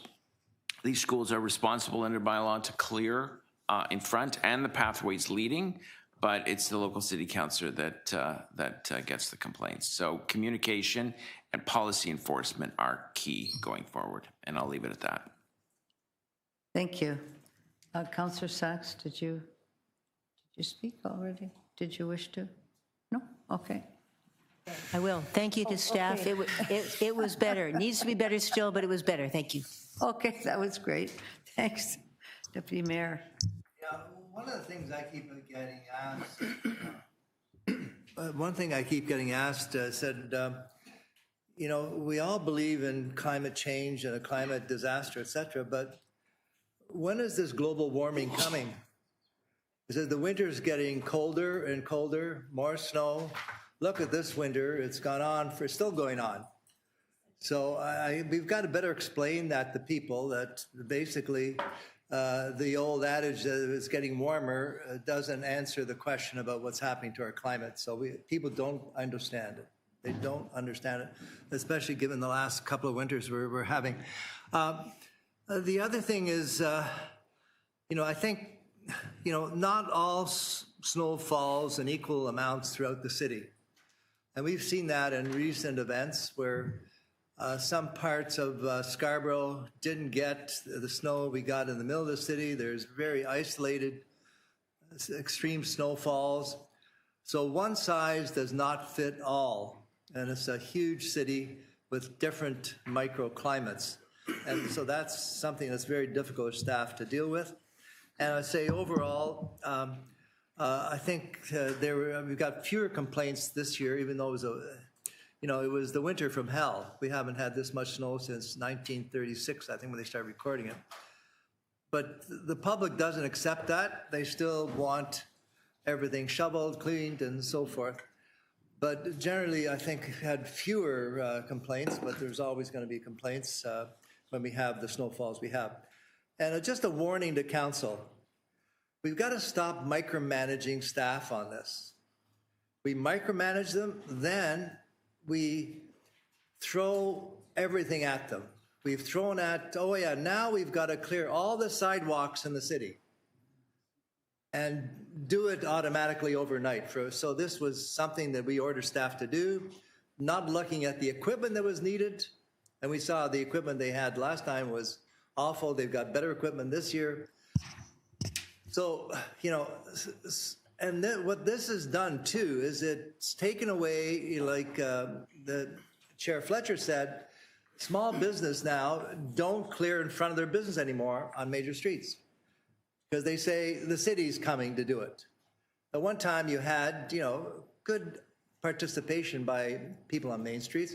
Plus, God forbid, someone living on a residential street might shovel in front of their house. They're saying, no, I'm not going to do it because the city's coming to do it. So just when you put in these blanket directions to staff to clear all the sidewalks across the city, it's a huge new undertaking, and we expect it to be done magically overnight with no problems. There's going to be problems when you get staff to do new things, especially of that scale. You know, then we have this other huge undertaking by staff to clear all the bike lanes. And another, oh, just clear the bike lanes, no problem, that'll be done. Just go, and then the complaints come in. The bike lanes aren't done. And then, you know, the biggest complaint I got was, why are they clearing the bike lanes and not the roads? That's what they're all saying. Look at the bike lanes, they're all cleared and the roads are not. Why is the city concentrating on bike lanes? So we had all the bike lane people that hate bike lanes, they were going ballistic. Oh, why the bike lanes are being cleared? So staff can't win. And also now, we're embarking on another adventure. Council voted to have volunteer ad hoc snow shovelers take to our sidewalks and streets across the city. Wow. And I said, that's such a crackpot idea, but council voted it to have people now with no experience, no track record. Do they bring their own shovels? Whatever the heck they do, I don't know. So now the council again has told staff, you've got to supervise this army of snow shovelers that go to our sidewalks across the city. So council, just be very careful. Give chance to staff to do their job, and don't ask them to do a better job when you're asking them to do something extra now. Let them catch up. Let them do their work professionally. Yes, scrutinize them, bring in the complaints, but don't keep adding more responsibilities to them when you want to watch your budget, when you want to make sure things that you have are done properly. So you can't suck and blow at the same time. Thank you. Thank you, Deputy Mayor. I will have a few things to say. I have two motions. One is to request the Deputy City Manager, sorry, it's the other one first, Matthew, thank you, to give consideration to the development of a permanent list of those who needs critical care in an emergency situation such as snowstorm, major snowstorm, ice storm, electricity blackout. I think there should be one after the 2013 ice storm, which took power out throughout the city. There was to be such a list. And it's inspired by Mr. Cahoon today that that's something that probably would be good and is different than a P1. I need my meds. You might not need your meds the next time, but these are people that can't get out. And the ice storm, it was people that were on dialysis at home and needed electricity. So there's a very particular group, and our acting DCM, interim DCM, is happy to do that. And then another one to recommend and amend recommendation 5, just say the chair and vice chair. This just has to do with TTC, comms, coordinated view of winter operations, just to have that second sight, I'll call it. And the same with 6, which is, I think, a great idea, which is to meet with the sectors. And that particularly feeds into what you've put forward, Councillor Chernos-Lynn, if you'd like to join on that. The business improvement areas, other interest groups, schools, institutions, the TTC and parking authority, TTC and parking enforcement would be one to make sure, I believe, that there's a great plan in place, not writing the plan, but ensuring that. I want to speak for a minute about that and the experience there of the intention was great, but the execution was probably not as sharp as it needed to be. And it's only in those areas where we have streetcars, where there's buses, they can pull around. Once you have a streetcar that's blocked, that's the end of that, not just for the people on that streetcar, but every streetcar that's following it. And anybody who's driving, because there's only one lane, the lane the streetcar's in. So the number of tickets apparently was quite small, but the number of incidents that I witnessed personally with the Gerard car was quite large, and I understand that most people were getting off without a ticket, so, or a number of them. So this was one of the things we said, you're going to get a very big ticket if you do that, but that is critical for transit infrastructure, that it's moving all the time. I do want to thank everybody. I want to thank our staff for incredible work and for Mr. Curry stepping in and carrying on and remembering that the contract wasn't quite as good as we thought it should be. That's why we have a forensic investigation. So working with tools that may have been not up to the standard that we'd hoped, but working well with them. And also to every Torontonian, because we did hear from people, we heard from a lot of people. Who we didn't hear from was the folks that you went to someone's house or your family went and cleaned somebody's windrows, they cleaned their sidewalks, they cleaned the little old lady beside them in one street in my ward. They just, all of them went out. They had a crew of teenagers and they just made sure that street was great. So there's a lot of heroes out there and we didn't give them a cape. So I want to give them a cape today. They did a great job. And I think the points that we've made, that the expectation being totally on the city, that in a snowstorm of that event, it really does become a partnership. That yes, we're doing what we're doing, but there are things that it's great if residents are doing and Torontonians are doing, and thanking them and encouraging that is great. The issue with the cascading information, I'm not sure, even though it was said, I don't know how many times, 831 times, you only heard the part you wanted to hear, not the fact that it was going to cascade or that you're not having the snow removed. And I think that starting something earlier in comms direction, kind of like was communications did during the transition to the blue box, where people weren't really surprised at that point. I have watched the council meetings in Peel, or the Peel Regional Council, where people were shocked. They had no idea what was coming, but everybody in Toronto knew something was coming and something was changing. So those high-level messages, I think, are pretty good. I would just also like to put a word in for businesses, because once you have the street cleared, but the green P isn't working, now you're getting tickets or people think they can't park. And it, again, is another big hit for 5 or 6 days. This one lasted for quite a long time to small business that aren't in a plaza and have that cleared. So I think there's some great follow-up, but in general, this was an improvement on the previous year, and I think it's continuous improvement, and I really appreciate the approach and the attitude of staff that you want to continually improve, you want this to be the best, and you want us to give you whatever tools you need in order to do a great job in a major snowstorm. So thank you very much. Yes, question? Yeah. Thanks, Madam Chair. Just on the first motion related to a list of people that may be vulnerable, do you envision there be a potential connection with the Vulnerable Persons Registry as part of that work? Or I'm just wondering, I know there's been some conversations at other tables around the importance of that. I don't know, maybe the DCM can speak to. I think that that's something that the deputy city manager can look at. And bring back. Does that exist? Because there was to be one from 2013, and that's 13 years ago since that storm. And what does exist? How does the province have, what's out there? And how do you get on that? And how would we know proactively where people are that, depending on the kind of storm, that what they're going to need to get around? Because I do want to thank Mr. Cahoon. He's always reminding us. It's not question and answer, sorry. Yeah. Sorry. I knew you were going to jump in. Because he keeps us right on target with all of that. He lets us know. Yep. And the day, I think he'd be happy that we're making that motion today. It's for him today. For sure. I think that's great. And I just want to make sure that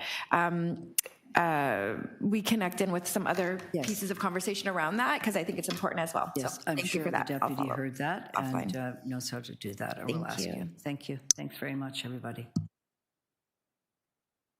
Take this into committee. Motion to amend first. Okay, we have the two motions to amend that I moved. Moving those. Motion to amend 5, all in favor, opposed? That's carried. Amend 6. Motion, all in favor, pardon me? That was all 5. Oh, that was the 5 and 6 are together. Motion to amend 5 and 6, approved, against, carried. The next one is, are you putting them up, Matthew? Yes, thank you. This is for the windrow clearing on this on behalf of Councillor Candeval, right? This is your one. Okay, all in favor? Opposed? That's carried. Next one. This is the amended by Councillor Sachs with the BIA's clarifying clear your snow and ice, as well as whatever the city's doing on the street. All in favor? Opposed? That's carried.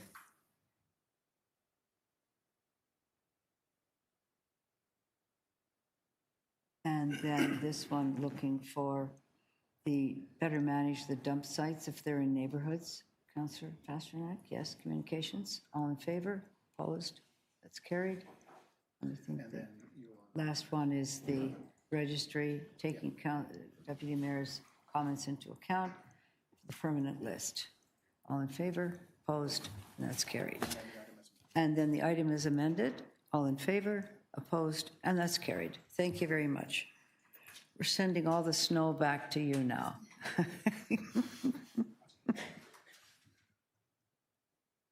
Madam Chair, I can release number 6 unless someone else wants to hold Let me it. just grab where that is. Happy to do that. Sorry. Oh, is this your streets? Yeah. Yeah. Okay, So no I do problem. have a motion, which staff have vetted, and it provides a little bit of leniency for those applications that are currently ready to pull their above-grade permits and ready to build.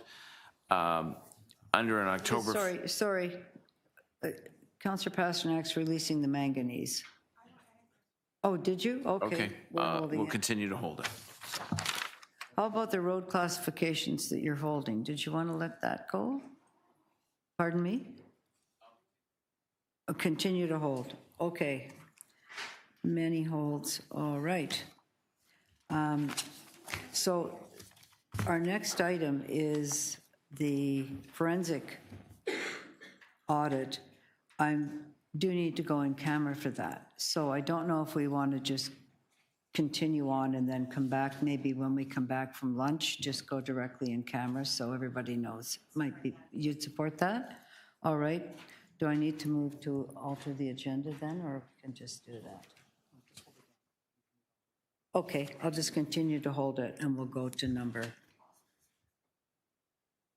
3, the blue box.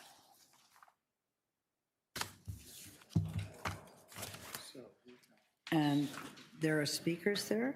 Yes, Sheila White is speaking on transition of the Blue Box program to extended producer responsibility, first quarter 2026, post-transition implementation update. And Sheila White is online. Thank you. Good morning, Madam Chair and members. Morning, we can hear you very well. Good, then I'll begin.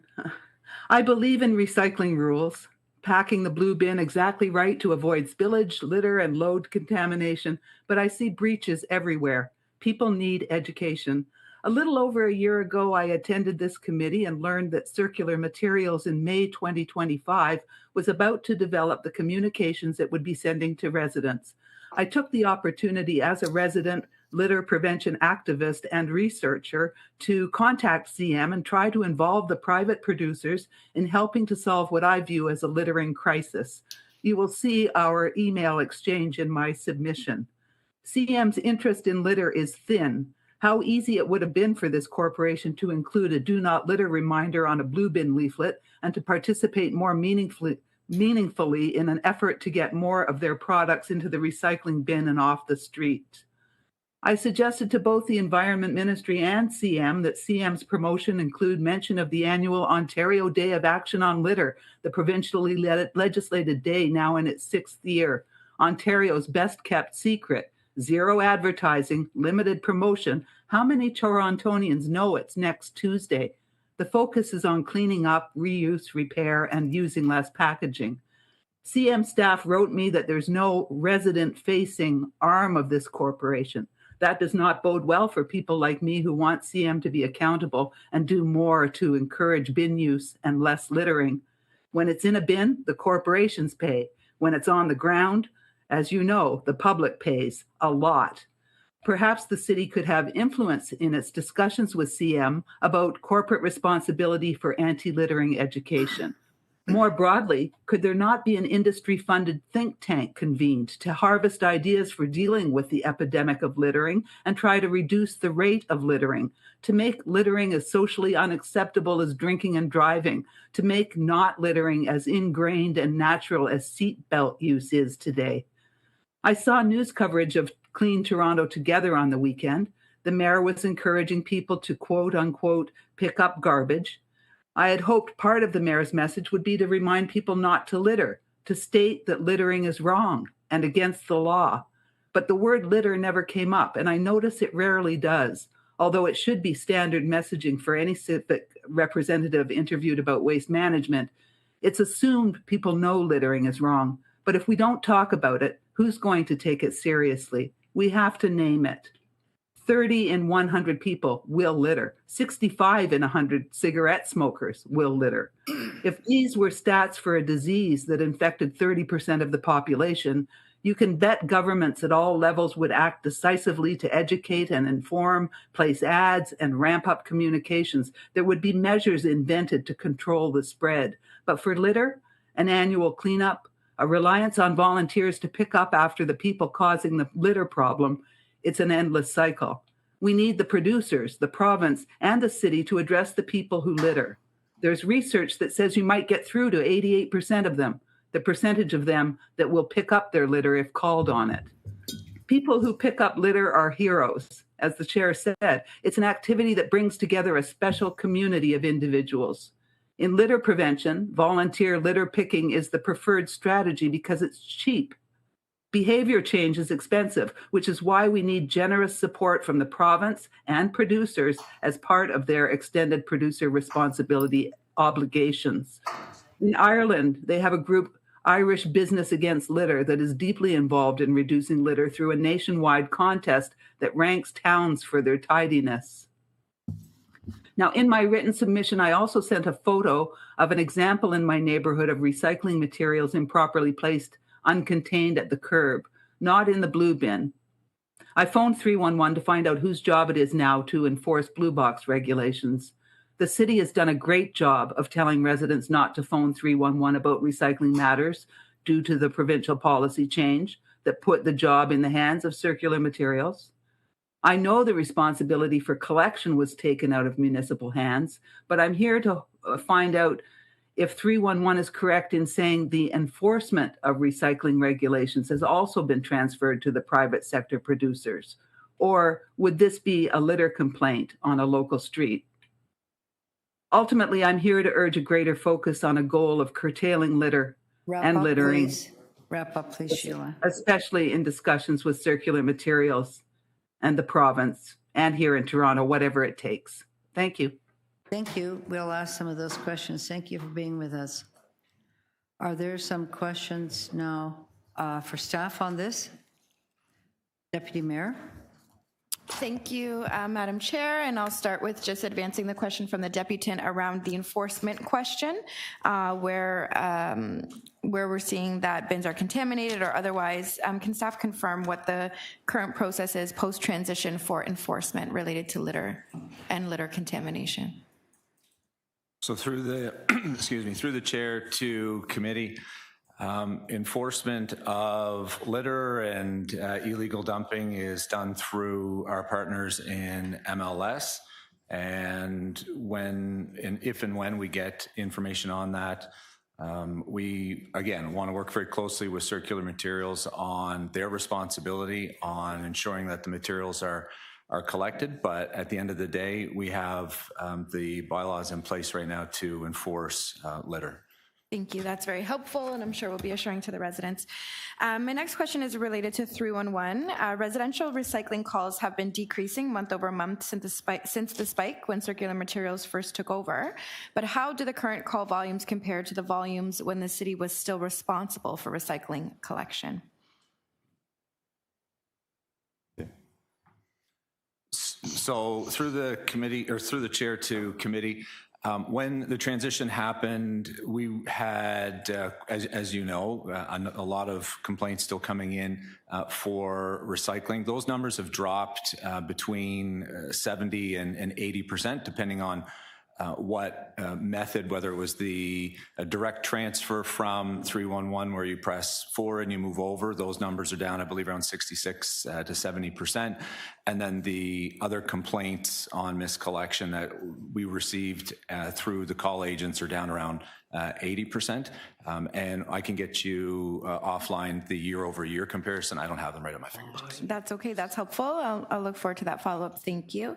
My last quick question is just with respect to future state. If future waste audits discover an increase in the contamination rate of recyclables in the waste stream since the transition to extended producer responsibility, what actions can the city take?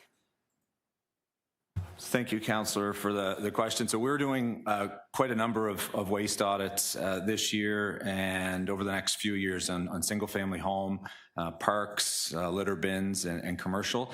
And we do have baseline data from the past number of waste audits on the percentage of recycling in the garbage a couple of years ago. So we have that data. And if we see that there's a noticeable trend in recycling still being in the garbage or increasing, we will engage with circular materials to see if there's any mechanisms there to start to recover some of the costs of managing their recycling as waste through our system. That's helpful, and we'll keep an eye on it. Thank you so much, Madam Chair. That's all for me. Thank you. Any other questions? I do have a couple. Just want to confirm, because as I mentioned earlier, I watched Peel and how surprised they were with the new system. There is nothing yet from circular materials that we would not be able to use our bags to put out extra recycling. Have they approached you with any changes of that nature? No, Councillor. They have committed to continue to take our overflow recycling in bags for the City of Toronto, and there are some changes with other municipalities, but they've confirmed nothing for us. Well, they started off without having that. So that was obviously in the contract for our city, the extra bag. And in the changeover of the bin, if your bin breaks, is the requirement still that you're going to get the same bin, or are they insisting that you get that large bin? I believe that they're going to replace it with the bin that you have, but I can double check on that. And if they do lean towards the giving residents a different bin, then we'll make sure to advocate that the residents should be given the same type of bin that they had before or the bin that they want. So is there anything in the contract that would give them the right to simply change the bin, or is there anything in the contract that would require them to replace the bin with the one you have? So, Councillor, we haven't been provided any details on the contract. It's a secret. I'm sorry. We don't have that, but again, we will work with Circular Materials and their contractor to make sure that the resident experience stays the same. So will you communicate that back to, I forget that nice man's name, what's his name? Alan Langdon, yeah. Alan Langdon. I communicate with him often, and we'll let him know. We appreciate the continuity and service, because that doesn't exist in some of the other areas. And then I note in your report, you're talking about the contamination again in street bins. Could you just tell us a little bit more about how you plan to deal with that? The contamination rate's well over 40%, is it not? Yes, Council. The contamination rates on or in public litter bins is quite high, and what we're doing. Do you know the number? It's 60, higher than 70? 50%, and Higher it's just than it's not 50? recyclable. But what we're doing over the next year or two is doing very comprehensive audits, again, to better understand what types of materials are in those bins. But one of the changing pieces with extended producer responsibility is that more items are now recyclable. So a couple of years ago, like black plastic or other items that weren't recyclable counted as contamination. Now that those materials are recyclable, they will no longer be considered contamination, so our contamination rate might drop, even though it has the exact same materials in that recycling bin. And now those bins may be able to be recycled because more items are being processed. So before we remove the recycling component across our public infrastructure, whether it's parks or our litter bins, we really need to understand that data first and then come back to council with seeking direction on the next steps. Thank you very much. Speakers? Done? Thank you. Yes? Oh, I was going to say, if there are no speakers, I'm happy to move this, but if... Oh, no, I'm just going to say thank you for making sure that we have the continuity of service, because I have been listening and watching other areas in the province that are quite surprised that they don't have a continuity of service, and they had a small bin and now they've got the massive bin, nowhere to put it. I have no idea what the outcome is, but we don't have that problem. And I very much appreciate you doing your audit, because as we found out, it's high contamination on the street bins, but you're going to know if it's if we can get rid of some of those things into recycling, so it may come down. So thank you very much for all of your work on this really big change in how we're dealing with recycling in the city. With that, take it in. All in favor? Opposed?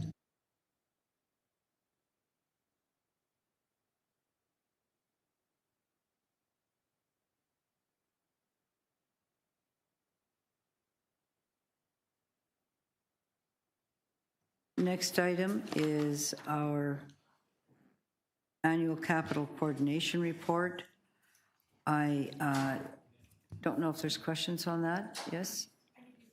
Oh, yeah. Okay, let's take, well, we are missing Councillor Sack. You do have questions, so let's move to, okay, you go. Take 2 minutes. Bio break. Thank you. It's a bio break. A recess bio break. I can release number 5, item 5. Can't now because the bio break's on, but you can in a minute. We're having a bio break for 5 minutes, recess. I'm afraid to ask for snacks. There'll be snack gate all over again.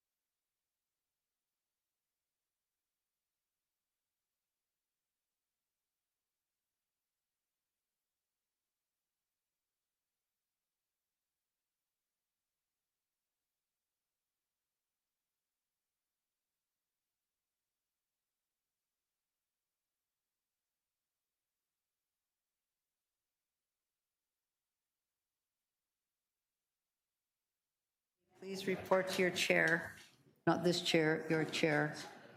Councillor Pasternak, could you like to come back and release your MN motion, please?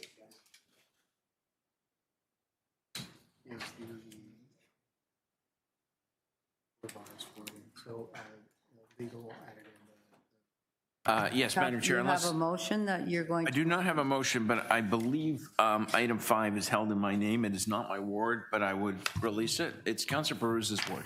sorry, I'm just going to thank you. Deputy Mayor Morley, Councillor Pasternak would like to release the road classifications. Yep, I'm happy with that. You're All okay good with on my that? end. Thanks, Okay. Madam Chair. Well, it is in your ward. Are you Ward 10? No, I used to be. I'm sorry, Back I'm living in the old You know, that was time. back in the olden days when Sorry about that. In the olden when days. life was simple. Free, you-know-who. So you're releasing that. All in favor? Opposed? That's carried. Thank you. And now we're moving on to your manganese motion. Right, so I do have a motion that's gone through a few iterations. Staff have vetted it. All this does is create a short retroactivity. Sorry, my apologies. Councillor Chernos-Lynn has questions of staff, which I forgot. Oh, yeah, no. In my excitement to hear your manganese Yeah, motion no, I was keep ready. no, So we why will- don't we just go to those? We will continue to work on it. Go That's ahead. fine. No, we'll just go right straight to the item, right away, because we're kind of on Okay, it. thank you. I just, I will just preface this with, this is a very niche report. Yes. And I spent a lot of time reading it and reading up on this so I could learn about it, but I still just have some questions that I want clarification on, just to ensure that there's sort of a little bit more public awareness maybe about this, because the recommendation is to have a change in the level of manganese that we allow. And granted, there is no provincial prohibition or anything like that. There are federal prohibitions around manganese in drinking water. And I understand this isn't in drinking water immediately, but we're allowing for a change in terms of the runoff that goes into Lake Ontario, which eventually finds its way into our water. And so my question is, could you explain why you see this as a negligible difference, and how we're ensuring that our water remains safe, say, for example, for formula-fed babies, which is sort of one of the well-known hazards of higher concentrations? Through you, Madam Chair. Why we're comfortable recommending it? Quite simply because we do extensive testing on the raw water quality going into our drinking water plants. And in particular, we test for a lot of metals, manganese being one of them. And so we have a lot of data of what's coming into our treatment plants, and it is at such a low level that it's essentially non-detectable by some of our lab results. We get zeros or extremely low levels. So that's what's naturally occurring. Why are we also not concerned? Because when we compare the amount of water that will be discharged with this, and this is naturally occurring manganese, by the way. It's in the groundwater, except for brownfield sites, which we will capture with this policy and deal with industrial sites separately. But on naturally occurring manganese, it works its way into the environment anyhow, and it's such at small quantities that once it meets the much larger volume of water we have in our rivers and Lake Ontario, the concentration amount drops significantly. So that's the reason why we're comfortable with it, is it's well below the aesthetic limit that the federal government has. I sent you some of our data, so to give you the comfort, and that data is available to the public. It's on our website, so they could see it as well. We test all the time. And we're comfortable that this will have minimal, if not negligible, impact to what we're seeing in our raw water quality. Okay, thank you. Is that, you good? All right then. Good question though, thank you.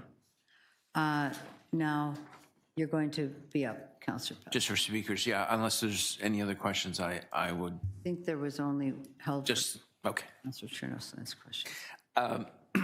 So this does not change the kind of core objective of the report. All this does is create a short retroactivity period because it's our understanding that should we stick with the October 1st date, then we're going to be holding up hundreds of units, many of them affordable. Many companies are now ready to pull their above grade permits. This allows them to do so under the current regime. Once again, this was extensively vetted by staff. So this was brought to my attention by an organization that was ready to start building hundreds of affordable units, and they would be held up for another year because October 1st, you really can't start a lot of the building. Your season is very short. So this creates a wider window for this policy. Thank you. Any questions? Councillor Chernoslin? I do have a question, because maybe I misread the report. I was under the impression that, or maybe it was in the letter that came in the communications. So this is to, just so that I understand it, this is to ensure that those who have already applied for permits are not subject to the new rules, they're subject to the old rules, or the other way around. Yeah, so they don't have to wait. The new rules apply to the old ones, the old applications. Yeah, so this allows them to proceed as is under the new policy. Okay. That staff are recommending today. Okay, so they don't have to wait, because they will wait, because it takes off a regulatory pressure. Right? So they will wait, or they have to wait till October, which will mean they'll lose a whole building season, which could amount to a year. Okay, because the policy, because the changes that are being implemented, that are not being implemented till October 1st in this report, allowed people who had already done plans under the old ones to proceed under the old rules. So this is allowing the opposite, essentially. Am I understanding this correctly? Yeah, the retroactivity period is really just to January the 1st. So this policy actually backdates slightly to allow those projects that are ready to roll above grade, pulling above grade permits, to work under the revised regime. Okay, would they have to, they don't have to resubmit, because wouldn't they have already submitted plans under the old rules? Well, they would have done their underground shoring and received approval for their application and the zoning bylaw amendment. But this piece, if they're bound by the rules up to October 2026, their projects will be delayed as they wait for the new rules to kick in, because it is a regulatory change. Do you want to vary the procedures and go back to staff? I don't know how many different ways I can say it. Am I hearing that the new rules would allow them to build what they have now? I guess I have a question for staff on this. Yeah. I do have a question for staff. You know what, I'm going to let you do that, because I'll let you go back to that, because it's highly scientific. Thank you. And technical. I guess my question would be, how do we ensure, like, because this has gone through, like, would these applicants still be going through the permitting process where it would be, they'd look at the new configuration of the sewer plan for, say, this proposal? Because presumably they've submitted under the old proposal, so they would have had a different plan in place, and now they're changing their plans so that they're under these new rules because it's perhaps cheaper for them to build, or less things that they have. I have to. So, is there a way that we're ensuring that they're in line? Like, how are we measuring that they're yes, couple things. Yeah, it's dealing with the in-flight applications right now, and quite a number of developers have asked about exemptions, because our existing policy does allow for exemptions. And we would only consider exemptions if they had no other technical reason they couldn't meet our policy. This opens up an avenue that they're interested in. And because we've been doing consultation for many months, many of them know that we were going to be coming forward. So we do know that there's some applicants that are perhaps waiting for it. It'll be entirely up to them to decide where they are at in their stage of development. If they're already constructing something, maybe it might not make sense to take advantage of this retroactivity.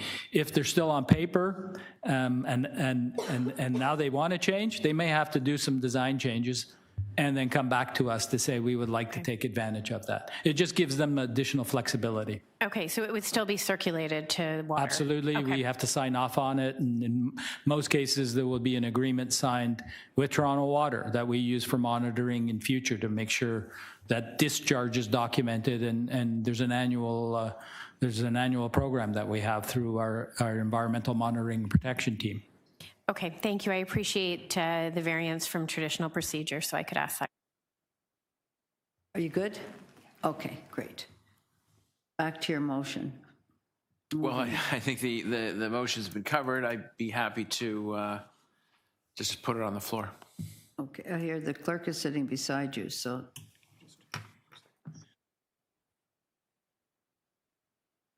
Very dramatic manganese conversation today. Are you? It was like, yes. Did you get some more good advice? Yeah, so the amended motion has been amended again. The word updated is now inserted in what we're voting on. Oh, great. You can see it on the screen. So I think that's better. So yeah, it's the updated one that will be applied to the current. Okay, great, thank you. All those in favor? Opposed? That's carried. Thank you, that was a good change. All right, back we go. Sorry, item as amended. All in favor? Opposed? That's carried. Thank you, everybody. Now we'll go back to item 4, and that is strategic capital coordination, correct? And that, I believe you are holding 2026 Annual Strategic Capital Coordination Report and Progress Update on Enhancing Capital Construction Delivery. It's for every board, and it's held by you, Councillor Chernosling. Thank you. I just had a question for staff.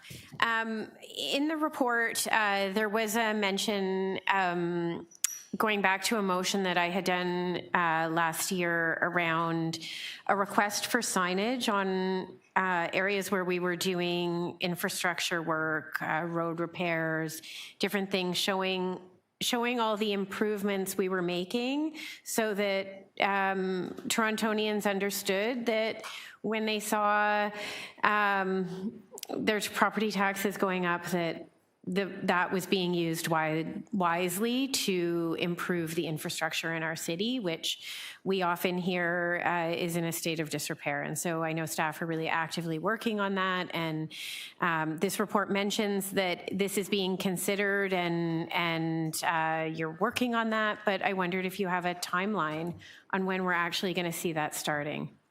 Like with those signs, because I see them everywhere on every school.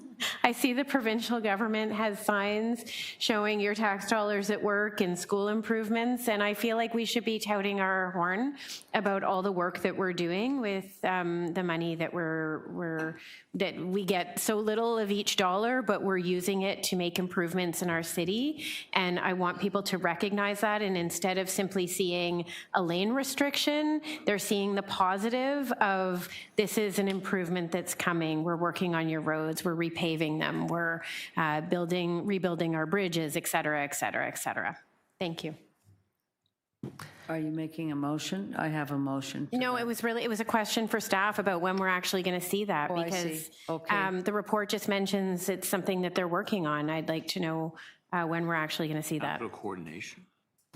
So to the chair, I can take that question. And so there are a number of things that are happening related to signage. So what we did first was we worked on creating a guide in terms of how we are going to be better communicating overall.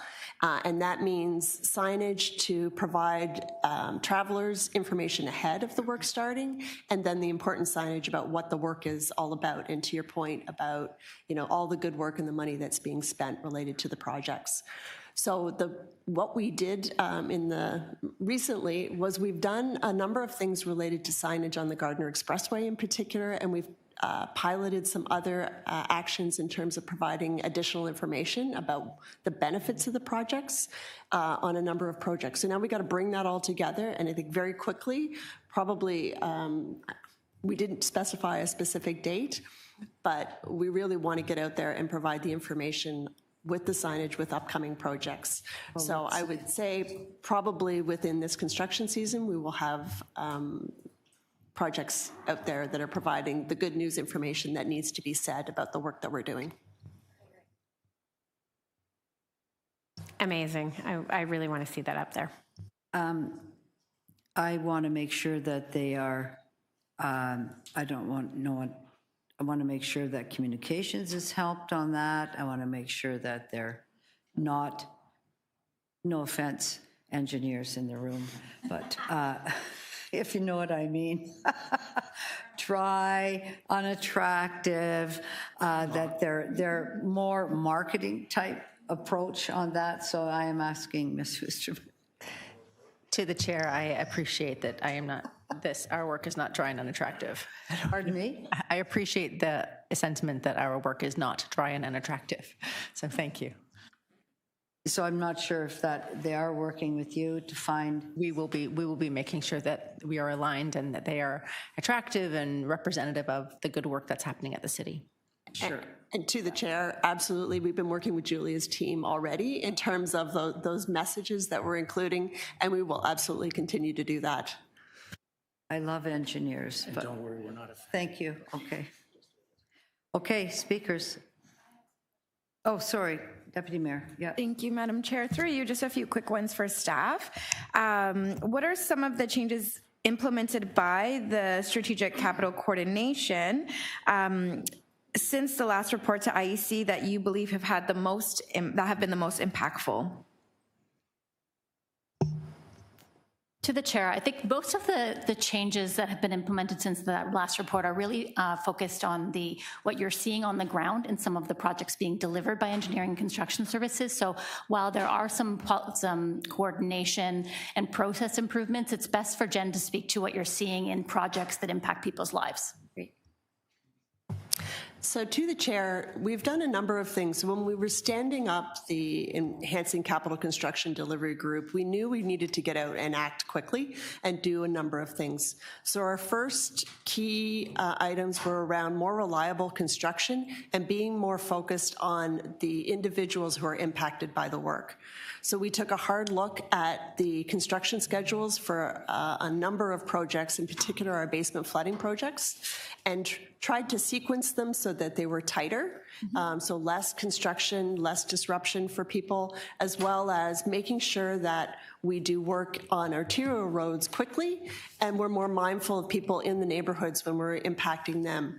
So those activities have happened, and we're seeing some really good results in terms of community responsiveness. Wonderful. We also looked at how we're communicating in terms of the impacts of the project and have a greater touch.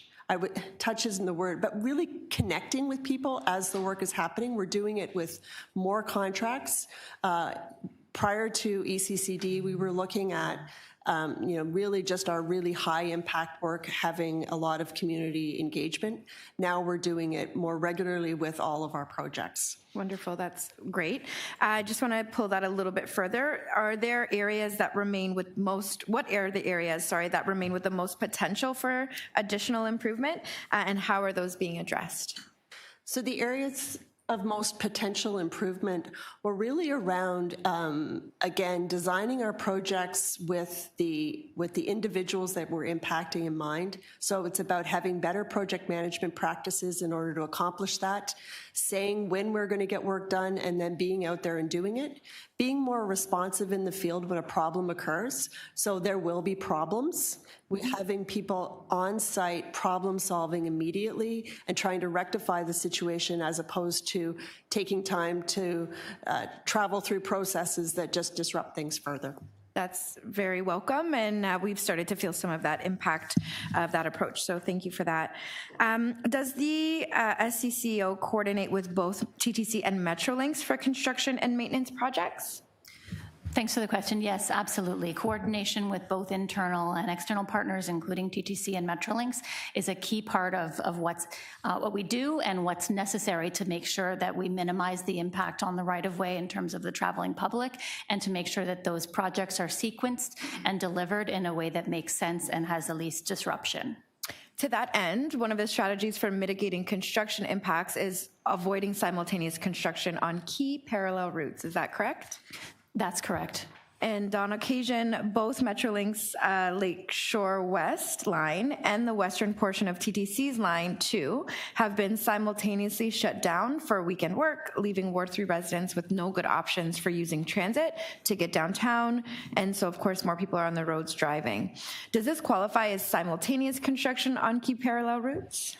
It does, and while our focus has generally been on the road right-of-way itself, we recognize exactly what you're referring to, is that disruptions to transit service in parallel with each other does impact people overall, and that it's something that we are bringing to the tables of discussion of coordination with the other parties. Mind you, we don't have a great deal of control over Metrolinx, but we are sharing information and enhancing that communication process so decisions can be made and accountabilities can be clear. That's helpful, and that leads me to my last question, is whose role is it to identify these potential conflicts, and how do we avoid this scenario in the future? Our approach is multi-pronged. We aim to avoid these conflicts at the early stage, multiple years before delivery, but we're increasingly finding that some of the closures of some of the projects that you've mentioned of transit lines or of some major maintenance closures, they do need that in-year coordination. That's a partnership between transportation services and the work zone coordination activities, and all of the multi-partner relationships that the Strategic Capital Coordination Office, under our Chief Congestion Officer, is responsible for overseeing. Okay. Sounds like still quite a web of individuals. It's always helpful to have one point of accountability, but I appreciate that answer and all the good work that's gone into this report. I will leave it there for my questions. Thanks, Madam Chair.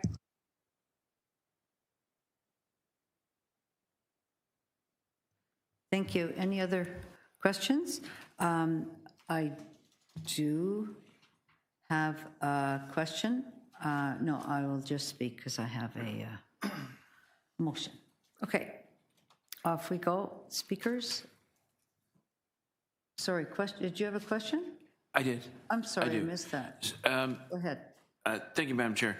So at one point, we had a working group of all the main divisions that were involved in any kind of road closure or transportation, and they would overlay different calendars to make sure that the TTC track work didn't take place at the same time as Don Valley Parkway closures and this kind of thing. Does that working group still exist? I remember sitting in on it when I was chair of this illustrious committee. Yes, it does. We had our monthly meeting yesterday with the mayor's office and the chair's office. Right. And at one point, it didn't look at festivals and other street closures north of Bloor. Is that still, bless you, is that still the case? No, it doesn't. We do look at festivals citywide. Okay. Do we have a flexible enough sort of noise exemption permit policy for overnight work to get things done faster? Or is there an added cost to our subcontractors for that?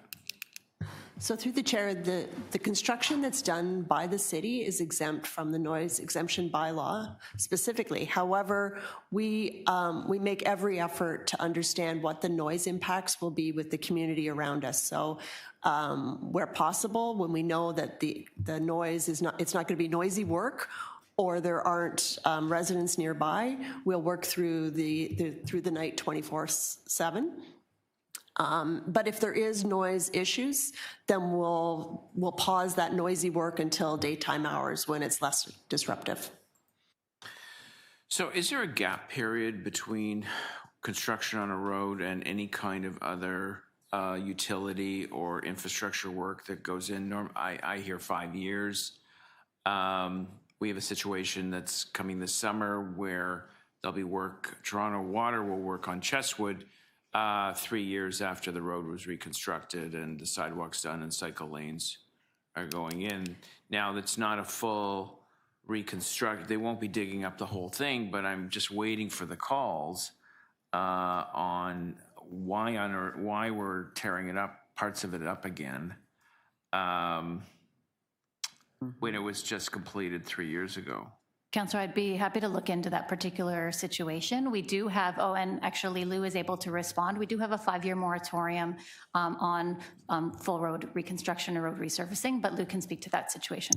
Yeah, that specific one, Madam Chair, was unexpected. The issue that we had is once we had changed the pressure zone in order to facilitate the redevelopment of Downsview Park, we changed our pumping and water main structure, which raised the pressure in that area, and that's to accommodate the future growth.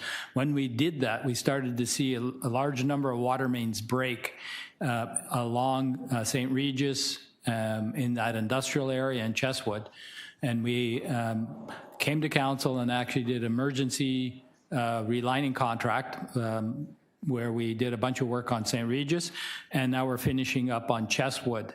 So it was unexpected and not planned in this nature, but necessary in order for us to meet our Downsview objectives.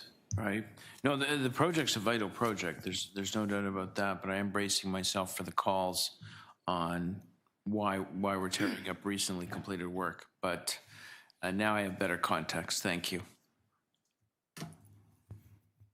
Okay, anybody else? Speakers? Deputy Mayor? Thanks, Madam Chair. Just a quick note of thanks again to staff for this really important work. I remember 4 years ago being out in community knocking on doors with folks, and as always, our summers are very busy, very eventful, lots going on. And one of the things that consistently came forward and we continue to hear about in the last 4 years is just this coordination question. Residents, we've recently welcomed a new traffic czar, or congestion czar rather, to help us in our sort of efforts to ensure people are moving through the city in a good way. We're investing in transit, we're building out safe cycling infrastructure, and all of these pieces are really important city building projects, but coordinating them in a good way and being mindful and considerate of the impact to those most immediately impacted, which we heard is a priority and is certainly part of the approach and improvements that staff are undertaking to this work is very welcome. We know we've already seen good numbers around mitigating our congestion challenges. We can look forward to continuing that.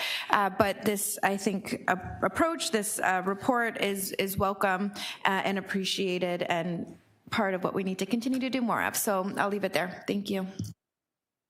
Thank you. Anyone else? No? Yes? Councillor Sachs? Yeah, just also wanted to say, we really need this. We really need this to work better and to think, we talked about compassionate construction. I'm about to send you a letter from a constituent who wrote me to say that she just received the 3rd construction notice for the 3rd consecutive summer on her little street, and that she broke down and cried that destroying 3 consecutive summers, tiny residential street, seems like a real lack of consideration for the people affected. So I know that you've been doing your pilot projects and the progress is great, but we also need to bring it to the just everyday business of the city where the burden is being, and people need infrastructure upgraded for sure, but the cumulative impact isn't being considered enough. Thank you. Thank you. Others? No? Thank you. Then I do have a motion, but it may be covered already, but I am going to move it anyway. High-quality adaptive signage for all construction work on city streets and report back with the plan the first quarter of 2027. So I may be redundant, but I'll tell you why I'm moving it. Years ago, I moved a motion about Toronto Water, and Mr. DiGeronimo was there, that there be signage for the water projects. And I think that it's exemplary signage. It tells you we're building this, we're spending this $1 billion, we're building these large tunnels, we're doing all these different things. It is big signage, very much of the type you're speaking about, Councillor, that's on the schools, that we're doing this and that. So that is one example that isn't under the, it's capital coordination, but for the big things that Toronto Water undertakes, they have a big message, and I think it's really important. They also have it on the outside of the sewage treatment plant. I think there's different types of signage when I'm saying adaptive for things that are an emergency. Sometimes there's just a little orange sign that says emergency. Nothing bothers people more than not knowing what's going on. Just as you said, Councillor, in your neighborhood, this is the third sign. People don't know what's going on. You get the snow. They want to know what's happening. The easiest, simplest way is to have signage for Bell that they have to put out, utility, work, finished X day.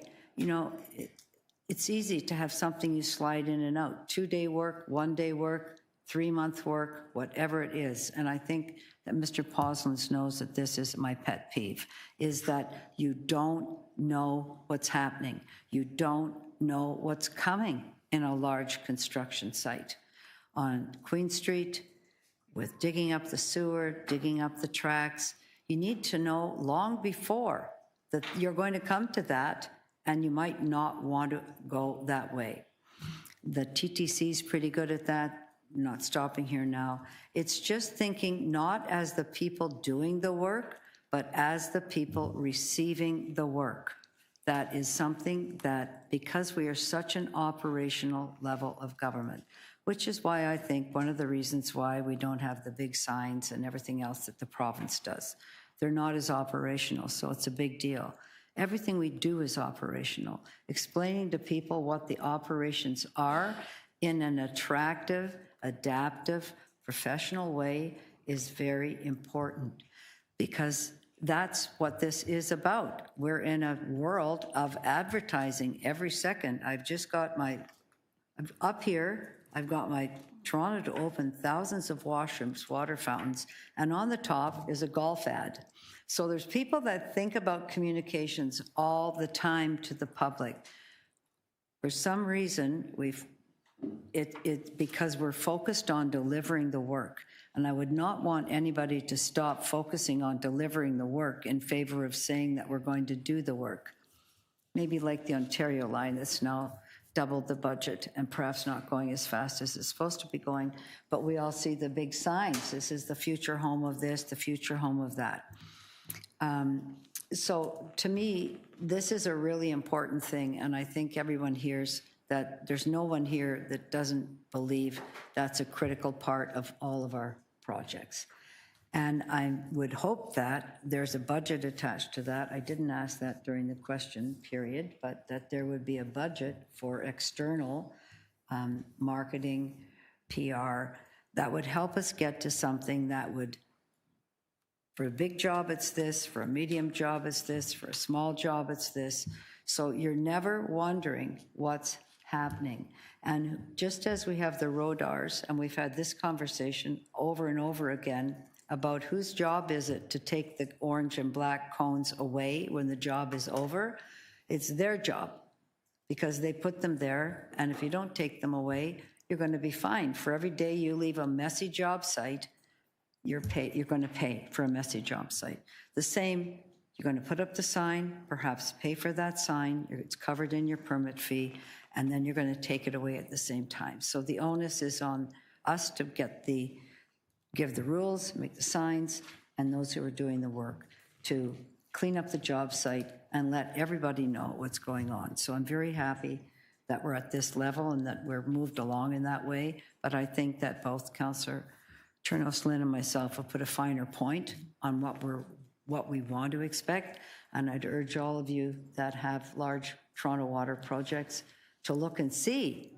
Those are the brag ones. We're spending a lot of money making sure water's clean, making sure that our sewers are not combined, making sure that our lake is pristine.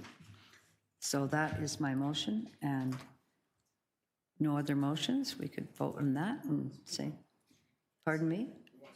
Yeah, yes, it's right there. It's just about signage, but it's kind of all construction, not just big ones. Oh, look at that, jazz hands for that. Good, all in favor? Opposed?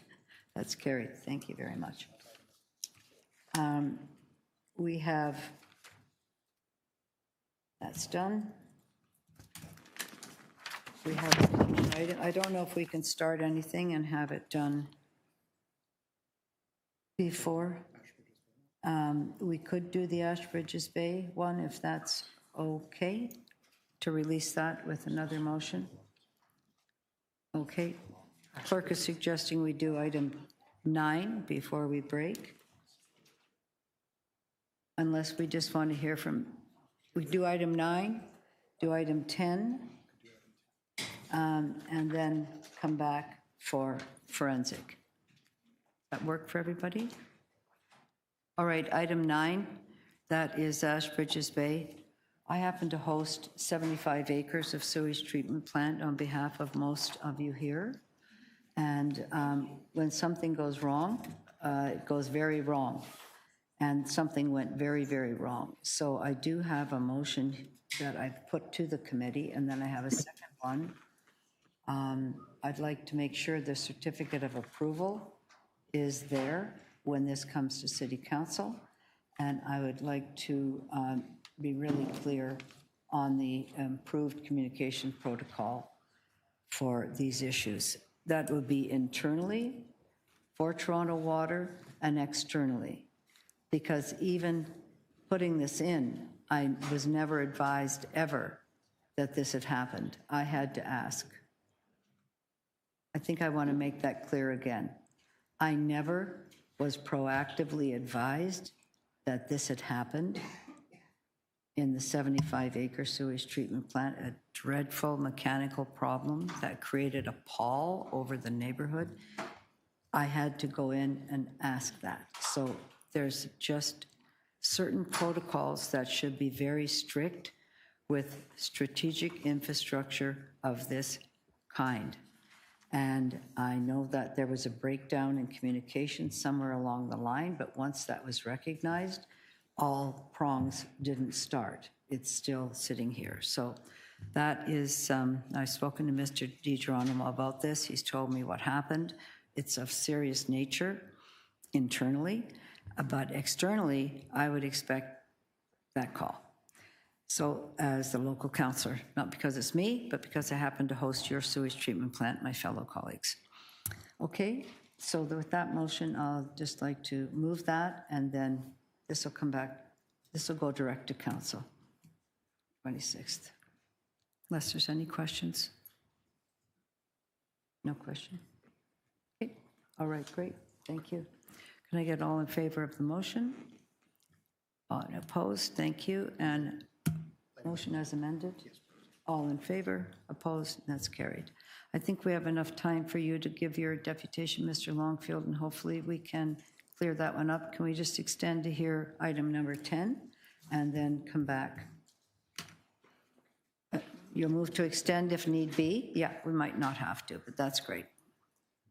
Thank you very much. Welcome. You can start. Great, just waiting for my wonderful slideshow. I love these. I will say I love the opportunity to create these PowerPoints. I hope everyone enjoys them too.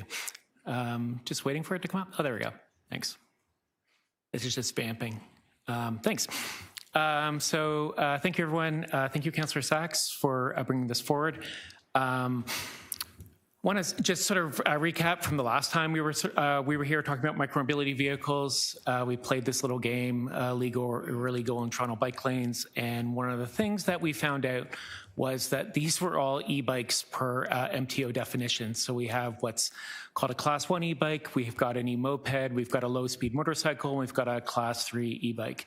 And currently in Toronto, there is and again, this is a very well-intended, but it's ultimately extremely confusing state right now where we're trying to define where these various things can go. Many of them are legal to buy. They're not legal to use on public roads.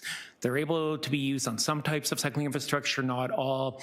It's not often very clear to look at them, what kind they are or aren't. It's possible they can be modified, they can go faster. Some of them can be quite heavy. Anyways, I think we all agree this isn't working. And, one of the things that Cycle Toronto had asked at the time, we had this sort of long list of things that we sort of asked council to kind of look at. And we sort of have some progress that the provincial government is actually looking at changing its definitions around e-bikes. And I'm quite shocked to say, given maybe some of the skepticism we've had from MTO recently from Cycle Toronto, that this is actually a good proposal. Sort of high level, they're proposing 2 classes of what they're calling power-assisted bicycles that both would be speed limited to 32 kilometers per hour. Both would have a max continuous power 500 watts.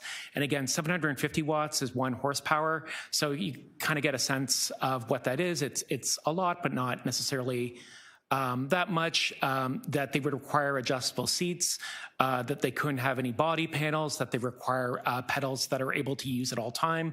Although depending on the bike, you wouldn't necessarily need to be pedaling all the time. But this is actually very good, and of course requiring helmets and being 16 plus. A lot of these are the sorts of things that I think Cycle Toronto's heard from councillors, and in terms of the types of things that we've kind of all wanted to see. And then also as part of this, I think just a lot clearer definition around what they're calling motor-assisted and limited speed vehicles. And essentially that, most of these vehicles would require to meet existing motor vehicle class standards.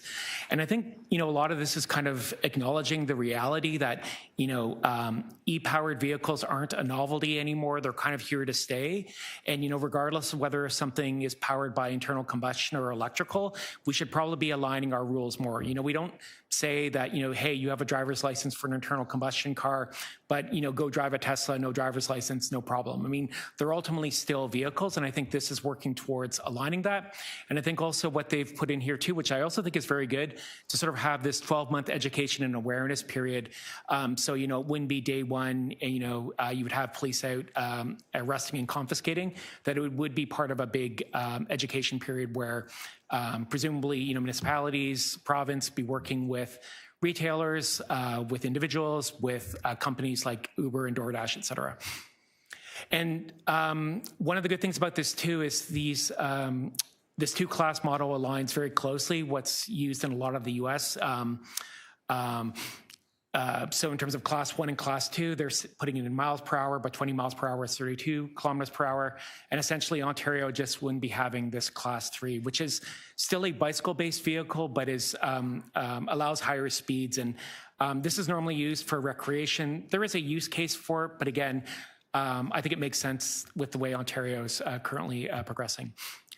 And again, as we kind of highlighted, a lot of this is very good in terms of the details that's been here. I think MTO's done a really good job with this. There are sort of 2 things that we want to highlight, and I think this is reflected in Councillor Sachs's motion. We have some concerns around the 120 kilogram weight limit around Class 2 vehicles. The 120 kilograms is currently the weight limit for e-bikes in Ontario, but Ontario also has an e-cargo bike pilot that Toronto has already opted into for those bikes over 55 kilometers. So from Cycle Toronto's perspective, most of the use cases to have an e-bike over 55 kilograms would be captured within the cargo bike pilot. And so That would kind of be our preference in terms of moving forward with this. And also that MTO currently isn't defining any battery safety standards on this. And, that is something that Metrolinx does as part of what is or isn't allowed on GO trains. So having more of that here, I think, would ultimately be good. But yeah, I think this is a really great proposal. And I think one of the advantages of it coming towards all of you now is it's able to kind of signal to residents and folks that the city is taking this seriously, but ultimately that we're working on evidence-based solutions and working with our partners at MTO to really come up with long-term solutions that'll make sense for everyone. So thank you. Other questions for? So Michael, you asked me to bring this motion. The 55K limit that you've asked me to propose for the Class 2 vehicles, will that interfere with parents like my kids taking their kids to school? Not under the current e-cargo bike pilot where they would still be allowed as part of that. And one of the things that's really good about the pilot is municipalities opt into it, and then you get those municipalities that have a lot of powers to then define it. So most cargo bikes that people use to move their kids around, unladen, are still under 55 kilograms. But if you had even a bigger bike, it would still be allowed in Toronto per the e-cargo bike rules. Okay, and you have, so we're not going to interfere with anybody taking their kids. Okay, and briefly, the rationale for reducing the weight limit from 100 for a bike, for 120 kilos to 55 is? I think, sort of everyone knows who rides a bike that, the physics of riding a bike is quite different than, being on a motorcycle or being in a car. And I think, if we want to simplify our rules around bikeways, cycle tracks, and trails, that sort of agreeing to something that's around 55 kilograms starts creating more expectations of the physics of how everything is kind of moving, and I think just creates more harmony across our cycling infrastructure.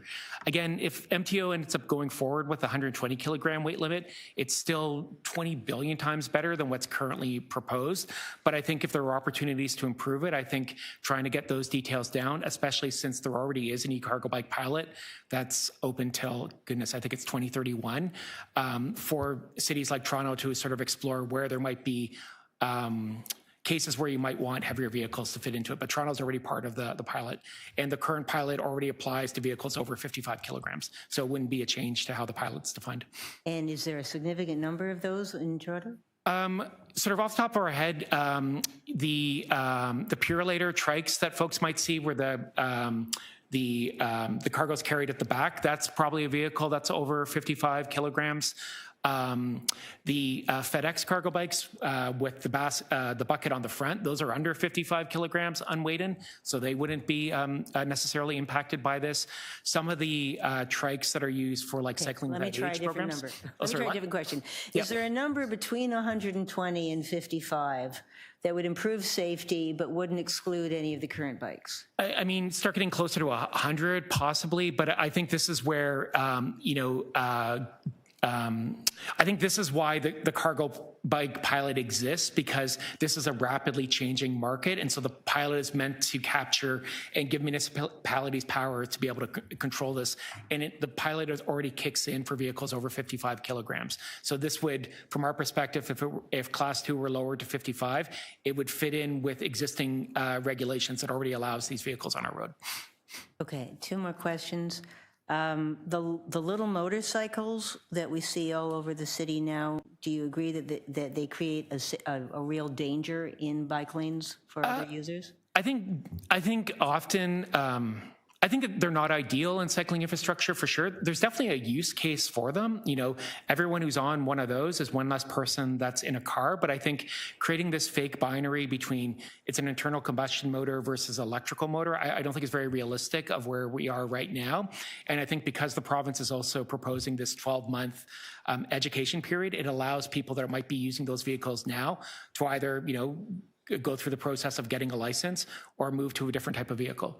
Right, and 3 years ago, most of the gig workers were riding e-assist bikes, and those would, under this proposal, be still legal in the bike lanes right? Yep, they fit under class 2, a power assisted bicycle, yeah. For the little motorcycles, which would be now licensed and insured, would have to be in the traffic lanes. Yeah, correct, yeah, per this, yeah. Same thing with an internal combustion moped or a motorcycle. And you approve, and you support that, and you're asking... I think that's a great, a good way to move forward with this, yeah. Okay, thank you. Assuming it, again, I would say assuming it lines up with how the province is also defining these things too, so there's clarity between municipalities, the province, retailers, and everywhere else. I think Toronto just trying to do this on their own, I think is what created a lot of confusion that's out there right now, as well intended as it is. Right, but my motion would line up with the provincial requirements. Yep. And that's why you support it? Yep. Okay, thank you. But you have quite a few extra minutes.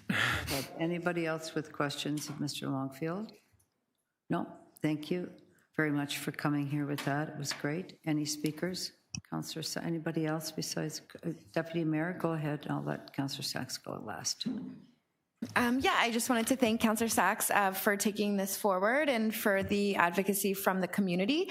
One of the most frustrating things when we were working through our micromobility strategy last year was the reality that so many of these vehicles are currently on our streets. They're creating conflict. There's a lot of open questions about them, and there really wasn't an opportunity for the city to provide any more clarity than we had at that moment because of other orders of government and our need for them to provide some leadership on this. So not only is it really exciting to hear that that work has been taken up, but that it has produced some good results that we can get behind and continue to build out our own city-specific micromobility strategy as we look to stand up all kinds of alternatives to driving to move through our wonderful city. And again, this is great work from the province, which I don't know if I've said that sentence too often, but we'll take it and we appreciate it. Thanks, Madam Chair. I don't think anybody said that too often.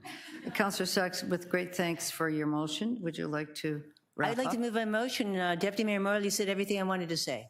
Okay, thank you. All in favor?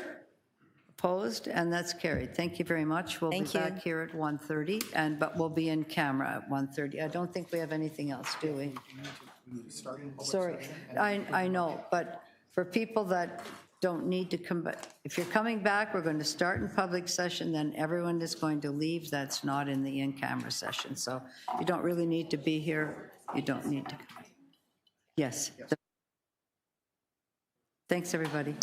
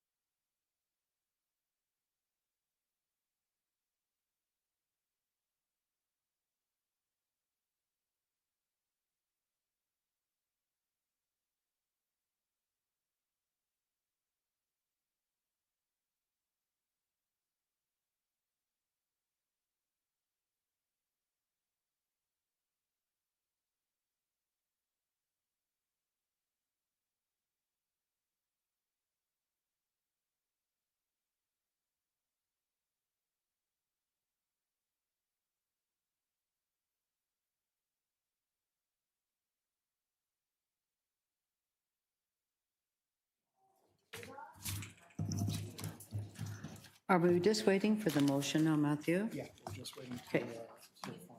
Pardon me? We're just waiting to finalize the motion. Okay. So we got one more. You can visit for another 2 minutes. Not me, them. We make the motion. Just give me a few. Yes. I need to make sure that. So I vetted everyone else in the room. I just want to make sure we're on 8. Today I'm almost patient. Not quite, almost.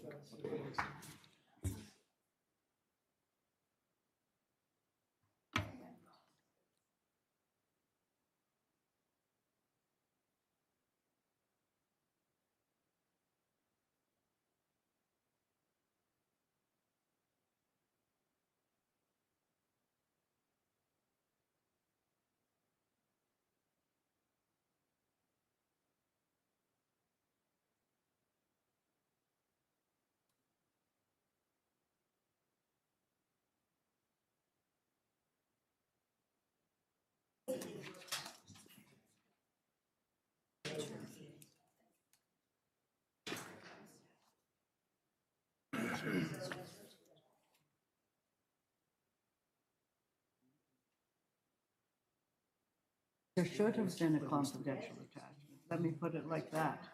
And that's why we're here asking what should have been in it and why there wasn't.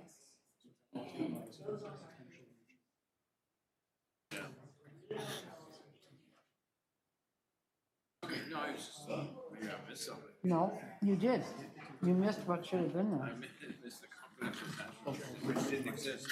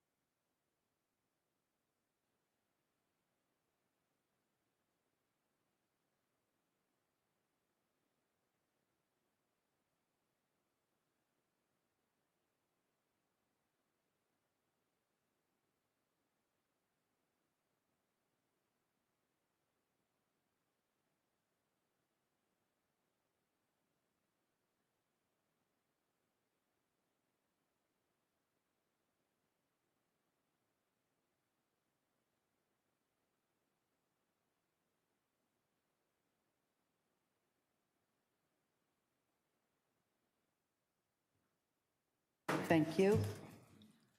There is a motion in front of us.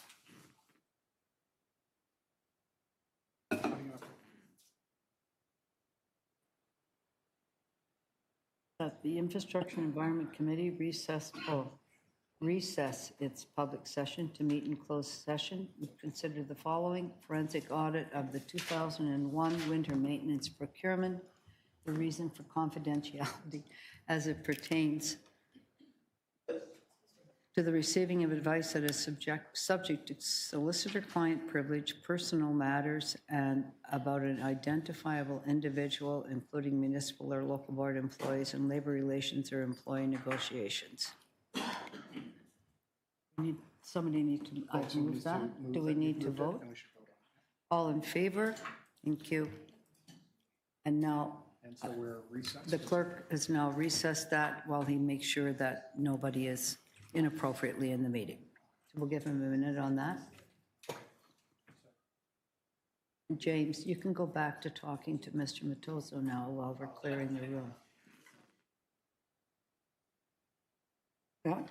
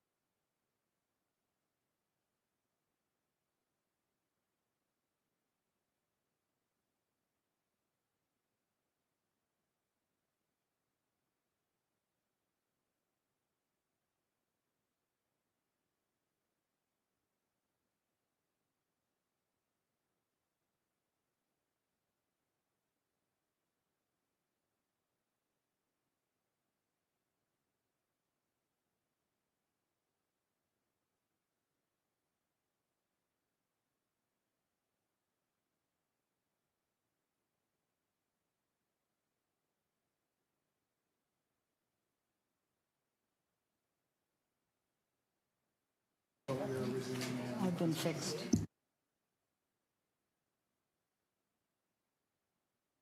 I hate to break it up, because I know you're doing North York business here, important North York business. You could. You're chairing that meeting. What's that?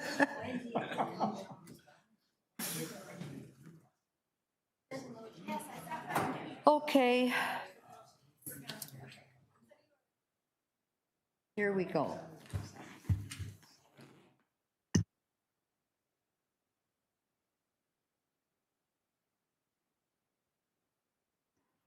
Okay, the doors are now open. Are the doors open? Oh, we're open for business. Open for business. Away we go. All right then. We're back on item IE 29.2, forensic audit of the 2021 winter maintenance procurement, and open for any questions of staff in public. Deputy Mayor. Thanks, Madam Chair. Through you to staff. I just had a few quick questions on this item in public. The first one is, how will the findings of this audit help inform the next winter maintenance procurement process? So I'll take that question through you, Madam Chair. So the staff report detailed, I think, 5 key areas where recommendations are going to be implemented. I'd say the key one is establishing appropriate governance for something as large with this dollar amount, with this complexity. And I think committee members referenced the fact that it's not a one-size-fits-all around the city, so recognizing all the complexities associated with a contract or a set of contracts like this, we need to put governance in place to properly manage it and oversee it. So I'll be chairing a committee which is comprised of myself, the CFO, the city solicitor, and senior city staff from transportation services, fleet services, and other supporting divisions to ensure that we do an adequate job of preparing for the procurement going to market. I think the second important point is time. And I think it's fair to say that the previous procurement, the team was really pressed for time. The team was really pressed for time, and this isn't something you can rush. When you look at the equipment requirements for a contract like this, we have lead times 18 plus months, so we have to account for that time when preparing to go to market for a procurement such as this. We've already started the work, knowing that these new contracts need to be in place for the 2029 season. Great, that's really helpful, and I really appreciate that robust answer.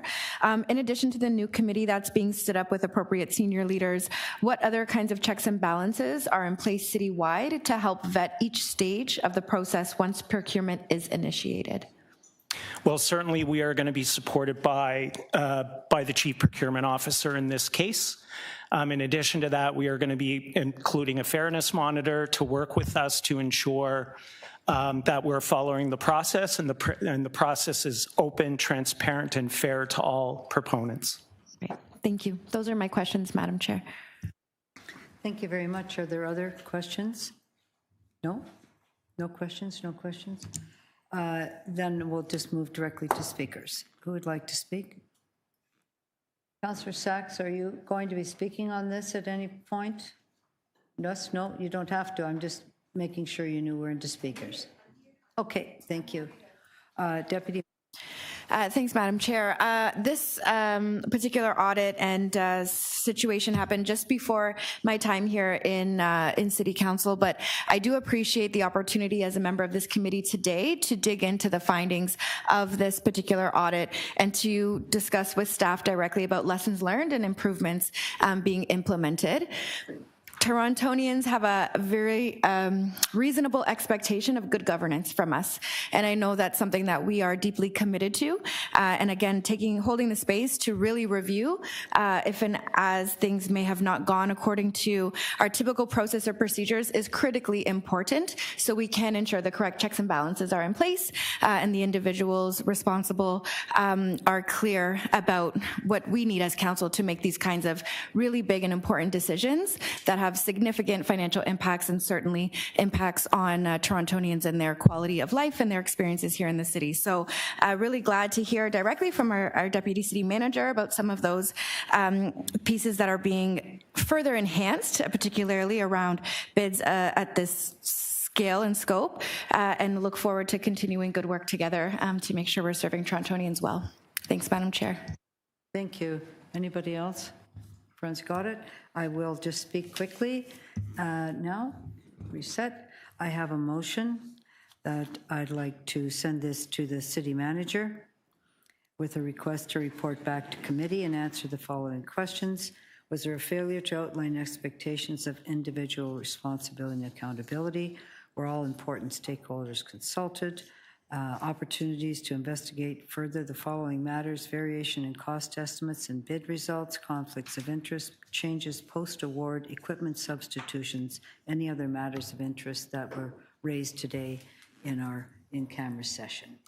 I don't have a lot to say. This is our third report, public report on a procurement from 2021, again under COVID, which was a difficult time for everybody, and a structure that didn't lend itself to great oversight by this level, the councillor level, which usually is very helpful in making sure there's not mistakes. So whatever went wrong seemed to have gone wrong in a number of areas, but I do understand everybody was online and we were out of the picture. So this is a second one for a procurement where we're having to dig in much deeper. The other one was pay it, and that changed as well. I'm very happy with your remarks, Deputy, about the committee that will be chaired by Mr. Jollymore to make sure that we're bringing all the pieces together and moving forward for any next procurements, that all the pieces are in place and we won't have 3 different investigations about what happened and what may have gone wrong in that area. So I'll just move that. And any questions? If not, I'm happy to have a vote. All in favor? Opposed? That's carried. And now we will adjourn the meeting. Thank you very much, everybody. 3:30.